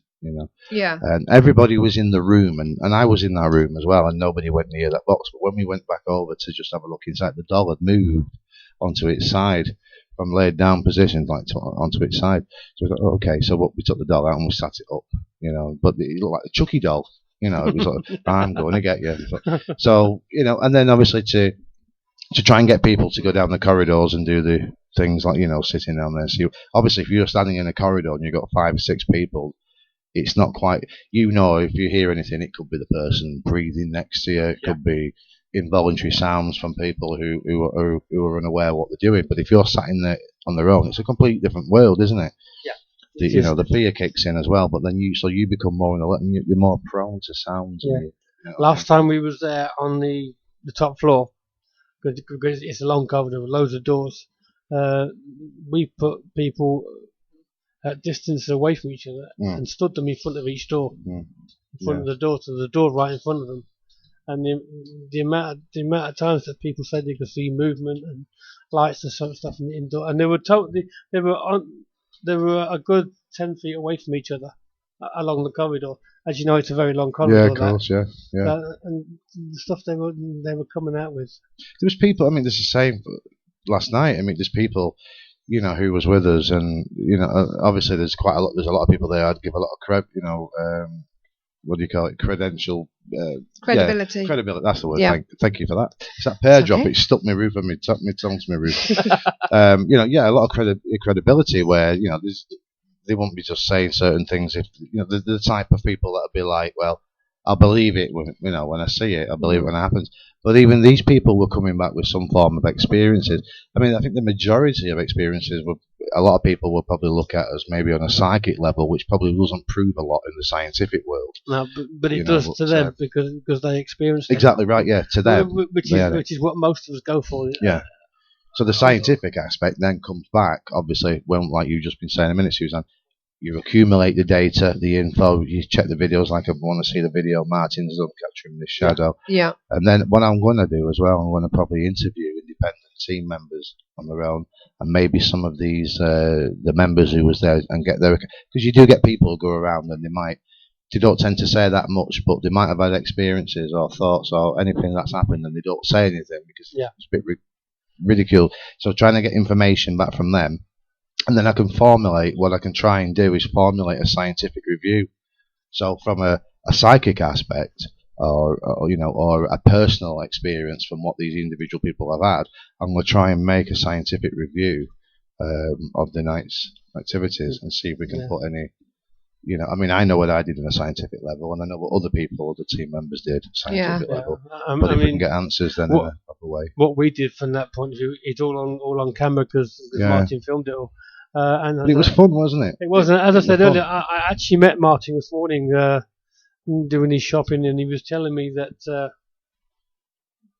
on the first floor we've got part of it blocked off by a perspex screen, and there's a chair sitting down there. So, I mean, I suppose for the entrance to the chair, it's, 80, 90 feet? Something like that. And he decided to be brave. He did, yeah. He set up a camera at the top end of the entrance to the hallway. And he decided to walk down it with just his red light, which wasn't very bright, but it was enough for him not to trip up or anything. And he was saying he got about halfway down, and all of a sudden he got this Is that when everybody screamed or something? I don't know. He was on his own. He was on his own, so I don't really know. But he said he heard this half groan, half growl kind of sound, and he just stopped dead, and he's looking around with his red light, and he started to back up, and he stood this and got his white one out so he could see better. Martin's one of them people who's he's not convinced unless he's got to see it to prove. He's not you got psychically involved in that way. He's got to be able to prove these things for him to be a bit unnerved. He was actually saying that he'd wished he hadn't left his camera at the end and actually took it down with him. I said, but that would have changed things because you would have had more light from the camera. So it would have changed the whole thing, so it probably wouldn't have happened. I think it was quite unnerving anyway. I think, like you said, that corridor, because when we walked through it, we all did an investigation in that corridor, and it was unique. But when the other guys was on the other floor upstairs, and I remember I came back down, I think I was coming to join you guys in the hub area, and I was actually on that corridor. I ended up looking down the corridor. I was on my own down the corridor there, and I thought, well, just have a quick wander down there on your own, And then you suddenly realise, don't you? You get to that state, you suddenly realise, you think, I'm such a distance from the exit. All these doors are dark as heck, and you think, oh my God, I'm on my own here, I mean, you suddenly, and even if you're made of iron, you still get that, that fight and flight. You still get it. Starts to come in, even though you keep going. It's there just under the surface. Exactly. So you tend to find them. I was walking out with there backwards. I thought, what am I doing here? What am I doing? Just turn around and go. Walk back out. Just walk back out, shining the torch behind me, because you do get that inkling that there's somebody there behind you, or there's somebody following you, or something. I mean, obviously, knowing that that's your mind kicking in overtime and things like when you're in that area because of the situation that you're in. You put yourself in that situation, so your mind starts to play overtime. We was on the top floor, and we'd been all the way down. We walked all the way back, and as you know, we use the ultraviolet light, so there was not a lot of light. And we got to the end, and we stopped, and so suddenly turned around and said, "If there's anybody there, can you shut one of the doors?" And I said to Sue, if one of them doors shuts, I'm going to need some new shorts. Yeah. Standing there was a bang. Definitely Definitely. It was, I think, on the whole, I think it was a positive outlook. I mean, there was a bit of music on. He had some stuff going on in the pub, but that died down later on, didn't it?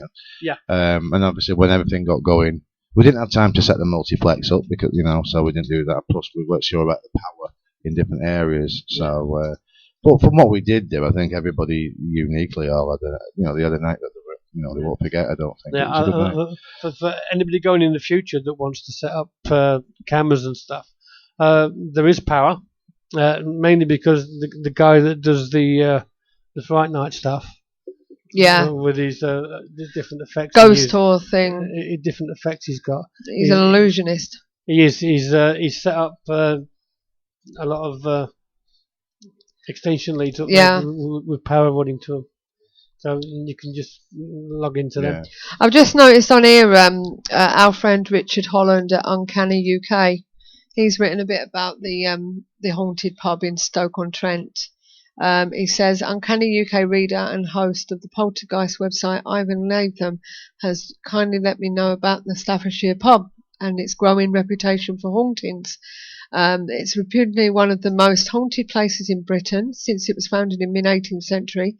It has played host to numerous luminaries from the worlds of science, industry and entertainment. Naturalist Charles Darwin, ceramics pioneer Joshua Wedgwood and Hollywood star Ava Gardner have all hallowed its walls.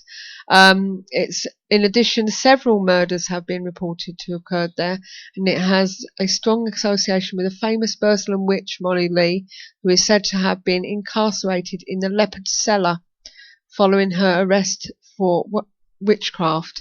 No surprise that after 250 years, the soul of some of these individuals may continue to walk its corridors. Well, according to Wikipedia, which I just found on Molly Lee's, which I've lost the link because everything's dropped up. 2 seconds. And it says here that she died before being tried and had her grave disturbed following claims that she was haunting the town.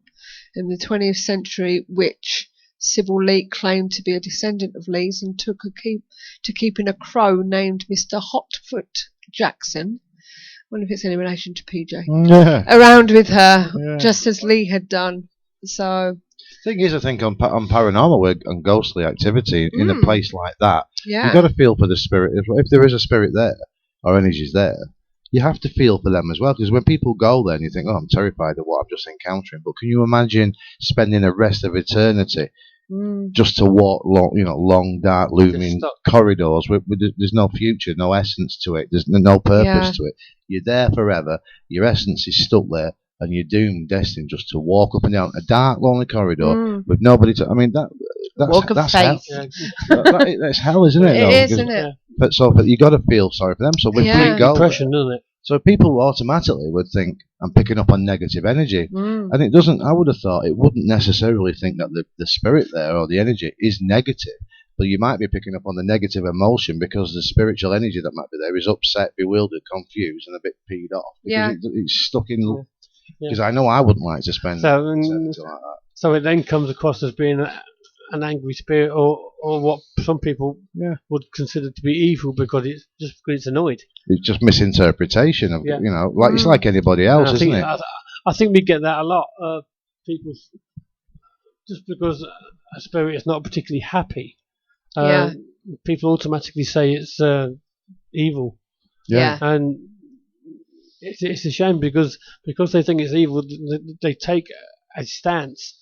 And they suddenly stop trying to communicate. It's more a case of trying to get rid of instead of communicating with it in the first place. You queue up for something. Anybody queues up for something in a post office, in a shop, in a bank, at the cash machine, and in that queue, and the people in front are taking forever, and you're in that queue, and you're still in the queue, and you're still in the queue, and you're all right, and then you get used to it, and then you're still in the queue, and after a bit you start sighing. You start moving around, and you're tutting, you're looking over your shoulder, then you start muttering to yourself, for God's sake, or whatever the case is. So you start to become agitated. It's just a natural expression of things that you So imagine spending. I mean, to us, it's an eternity. I mean, to them, it might only be a few minutes. It might be a completely different time span that's completely to us. Yeah. But I've heard it said many a time that time doesn't exist on the other side. It's not the way we look at it anyway. Yeah, not linear. It's not. Yeah, it's definitely not. I wouldn't have thought like ours. It's not linear, is it? No, I wouldn't have. It's not. It can't be anything like ours, but it's got to be a different time thing. I mean, a couple of minutes time, isn't it? A couple of minutes to them could be like a couple of years to us. Yeah, exactly. Exactly. It's like the mayfly, isn't it? The mayfly is born, lives, grows up, mates, and then dies all in the same day in 24 hours. But it's been an entire lifetime. For same with houseflies. They only last 24 hours. Well, they don't last that if I find them in the house. But you get a housefly, put it in the freezer, leave it in the freezer, give it a week or two after open, it'll fly out. We can't do that, can we? No. Flies out. But yeah, so that's what I think. So your house is haunted by flies. Now that you said, no, I've thought of this before, right? And now this is going to sound silly to people, but if we can get ghostly activity from humans, from animals, and things like that, let's say if paranormal activity or ghosts and spirits is an essence from life itself. Yeah. Does it have to be? Why does it have to be? We've just took a photograph. Oh, it's just a spider on there. It's just a fly, or it's just an insect. How do you know it's not a ghost of an insect? I mean, why? If there was living creatures just like you, me, if you take your life force out of your shell, and me, and the fly, and whatever you want to call it, and put it all in a room, it's life essence. It's still energy, isn't it? It's still life. But every single person I know overlooks that fact and think, it's just a fly.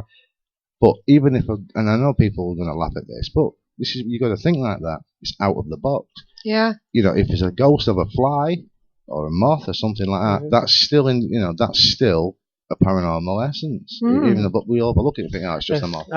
It's life, isn't it? Something for last night in Landing 1 when we were down there down by the Perspex. Something touched my hand. It wasn't me. No, it definitely wasn't you. I'm inclined to think it was a fly.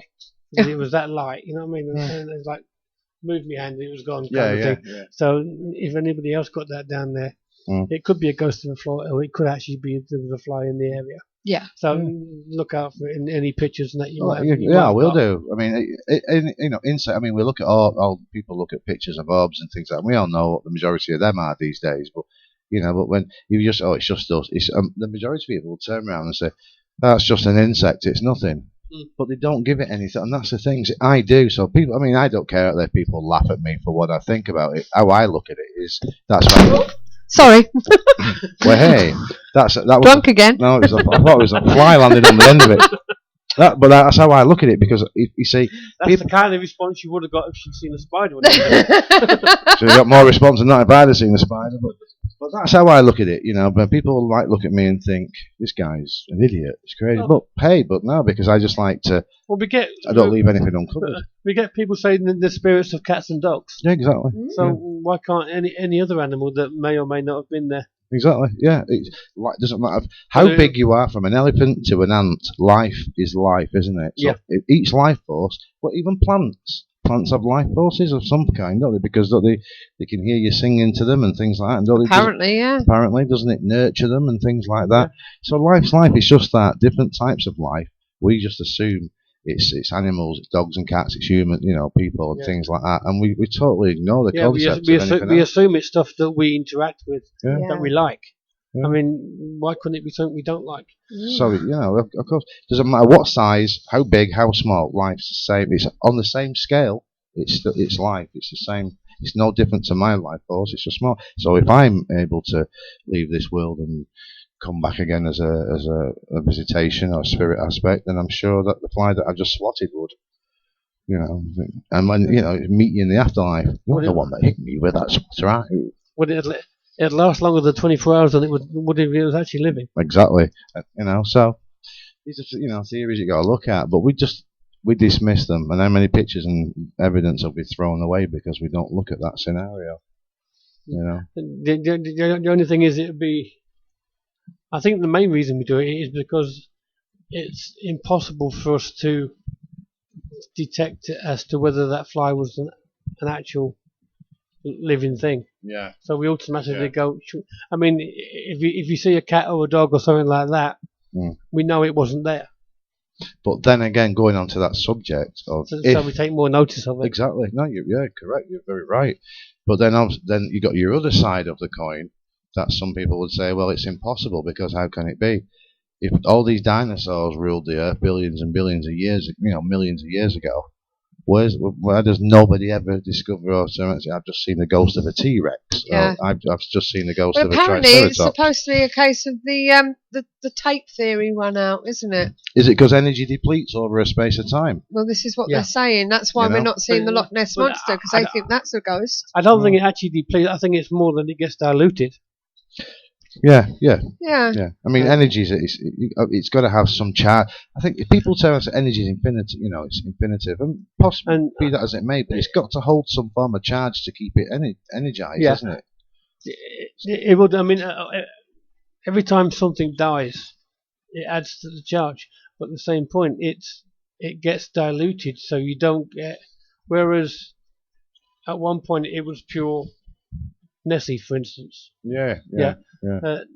Now it's not, because now you've got essence of fish and people and other insects and eyes in there, so you don't get the same result. It just becomes energy because there's so much mixed in with it. Exactly, and it's got to. I mean, you get a battery, you use it. It contains energy, but eventually it dissipates, doesn't it? It dies. The energy will leave it. Or you get a radio, you leave a radio on, it's going, you've got electricity going through there, so it's energy, but you unplug the radio and you'll hear that little final cackle of the energy leaving the radio as the radio dies. So we know that the appliance itself has lost the energy, but where does that energy go, and how long does it emit into the air for, and then how long does it stay there for? So we think, well, energy is infinitive. Maybe it is, and maybe it's not, but it has to end at some point, doesn't it? It's got to go somewhere. It's got to fizzle out somewhere. Eventually. Well, hence no dinosaurs. Or cavemen. You never walk down the Leopard Inn and see a caveman. Or anything like that, do you? You don't know. The shadow that Martin caught on camera might be a caveman. With a club. Yeah. He had his own club. And a woman being dragged by the hair behind him. Oh, that'll just be Martin. That'll just be Martin. But maybe people have seen these things somewhere, but it's usually Victorian era, Edwardian and things like that, innit? That's usually. So maybe, if you think from Victorian till this day, now, like I said, 1800 or whatever, from that day to this day, how many years? You've got to think, how many years is that? So therefore, that gives you an extension of how long that energy could be going for. Whereas you don't see cavemen till such a period, so you know that energy's disappeared a long time ago. Yeah, dissipated. So you might be able to work out a time frame for certain energy to be able to last in the atmospheric conditions. Yeah, I mean, the same point goes, why do so-called ghosts wear clothes? Why do they wear clothes? I mean, there's an obvious answer, but... Why does what? Why do ghosts wear clothes? Well, you think... I mean, like I said, there is an obvious answer, but why should that be so? I mean, obviously, they appear to you the way they used to be. But it's energy, it's a spirit. There's no reason for it to actually wear clothes. I suppose not. I mean, unless you take your modesty with you. Yeah, I mean the thing in society is we're hell bent on modesty, aren't we? It appears the way it used to, the way it felt good to be. You're trained. You're programmed. Everybody's programmed from day one. You must wear clothes. It's against the law. You can't do this. Plus, it's cold. And we have to. You're born naked, aren't you? But we're fashioned as we go through life. We're fashioned, and everything that we do and say and think about is because it's been given to us and pushed into our brains. And that's what we have to do this. We're not allowed, and we're told what we can and can't do. You can't do this. You can't do that. So we're not a relaxed species to that sense because we're fashioned by what we can and can't do, or what we think's right and what we think's not. When your spirit's free, allegedly, doesn't mean to say that we hold these values, what we do today, close to us because that's the only thing we know about. We don't know it any other way. So maybe we take that with us. Well, I'm suddenly free, but I've still got to wear this shawl around me, or some people get attached to certain clothes. It might be an old woman who loved that old shawl, whatever you call it. Shawl. But surely not. There was also, we've spoke about this pub before though, haven't we? Yeah. Where that bloke's supposed to change with the seasons. Yes. That's quite interesting. Oh yeah, naked ghosts. Yeah. Jamie just said if you had naked ghosts, the invest would be full every time. Yes, but have you heard about that one? What was it? Was it the Three Dolphins? Was it? Three pigeons. Three pigeons. Yes, in Wales, it's not far from the jail. All right, right. No, They have a ghost of a gentleman that comes in. I'm just looking at Andy 707's comments there. Just Image of an echo of what they're wearing at the time. There's as I said, there's a gentleman that comes in there. Mm-hmm. He comes in, he sits in the same chair, Mm-hmm. and depending on the season, he's wearing different clothes. So Maybe it's a different. So in the summer, he comes in wearing shirt sleeves, but in the winter he's got a big coat on and stuff. Maybe it's a similar type of thing, as if you get Anne Boleyn, she's or whoever, and there's a spirit of her in one place, there's a spirit of her in another place. She gets all over the place. Yeah, exactly, and a spirit of her in another place. So people think, well, how can she be in the same place? You know, it's time scale. Exactly. She might be aged 22 in one area, she might be aged 30 in another, or whatever, and 16 somewhere else, all in different time, with different clothes, and that might be because. Like residual energy there, as Andy 707 has been saying on there, residual energy and things like that, residual echoes, might have captured her an event of her in that day. Hence, you would get your three different apparitions in different. She's wearing different stuff, like you've just been saying there, different clothes. Who knows? Yeah, I'll ask the next one when I see them. Yeah, but I find that very interesting that they should see the same ghost. Different clothes in the same area. Yeah. In different times of the year. It is. I mean, maybe they came back that many times a year. It's just a place that they relished and loved. Just you couldn't keep them away. Some people are like that, aren't they? Maybe in life, but the human species, we're just weird anyway, aren't we? In life, so who's to say we're not just as bonkers after life? Probably more. And who's the more bonkers ones? You know, I mean, them are the ones that are sat there. We're the ones that are running around at 3 o'clock in the morning, talking to thin air. You know, but looking up at you in the sky. Why do we do that? Why do we look up at the ceiling and go, "Is that you? Could you do it again?" But we always look up. Why? We look up. You know, and if they were stood in front of you, they might be about head height, but you're looking above them. Is that you? Do it again. We're down here. We're down here. I mean, if you think about it, back in the times we're talking about, in a lot of these places, we're talking about 18th century and stuff. A tall man was 5 feet. Yeah. So we're towering over them. Oh, yeah. And ourselves. Pulling on your shirt. But we're still looking, like you say, we're still looking up. If that were you, can you give us another sign? And they're like, I'm trying. They're jumping up and down in front of you, aren't they? I'm trying. I'm down here. You know, but apart, did you experience it? No, we were flat as a pancake in there. You know, that's because I was down there. You're not listening. We can't hear them. But we do. We're crackers, aren't we? We're crackers. But it's good. I don't know. Well, it looks like we've come to the end of another show. Aye. It's an interesting show. Yeah, it's always not interesting. been too bad. Yeah. It's always interesting. The paranormal, the topics, it's endless. There's that many things. And we can always come up with certain things that maybe it might just help other people out there think, you know what, I never thought of that. And that spurs people on, and that's how we all develop ideas and work together. Yeah. And can I just say thank you for not ridiculing what I read out earlier that I wrote myself. And thank you for not laughing at me with the fly scenario. Fly scenario. The fly, I'm going to write a thesis paper on that. The fly scenario. Why not? By Chris Andrews. Now, what's on next week, Susie? Okay, well. Coming soon. Next week we've got Stephen Mercer. I don't know whether you've heard of him before, but he's author of the book Haunted Blackpool and founder of Supernatural Events. He is also a qualified aromatherapist, holistic massage therapist, and a Reiki master and teacher. And earlier this year founded Filed Coast Therapies, again based in Blackpool. Now, he's fascinated by the spirit world, intrigued by all things supernatural. So we talked to Stephen about this and his first encounter with what has become known as the paranormal which happened when he was a child. So, a paranormal event of youth. Eh? So that sounds good. He does a lot of tours in the area, up in Blackpool and that. Some of the other tours he's done that we can speak about. He's done the Blackpool Zoo and the Opera House and the Winter Gardens Complex, and the North Pier, the Waxworks Museum, the Illuminations Depot, the Tower Ballroom, etc., etc.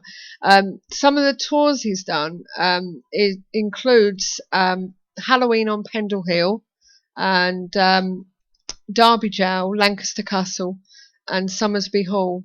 So could be interesting. He's worked with Ian Lawman and Derek Acora, Richard Felix, to name a few. And it says he's also worked. Is he not a medium as well?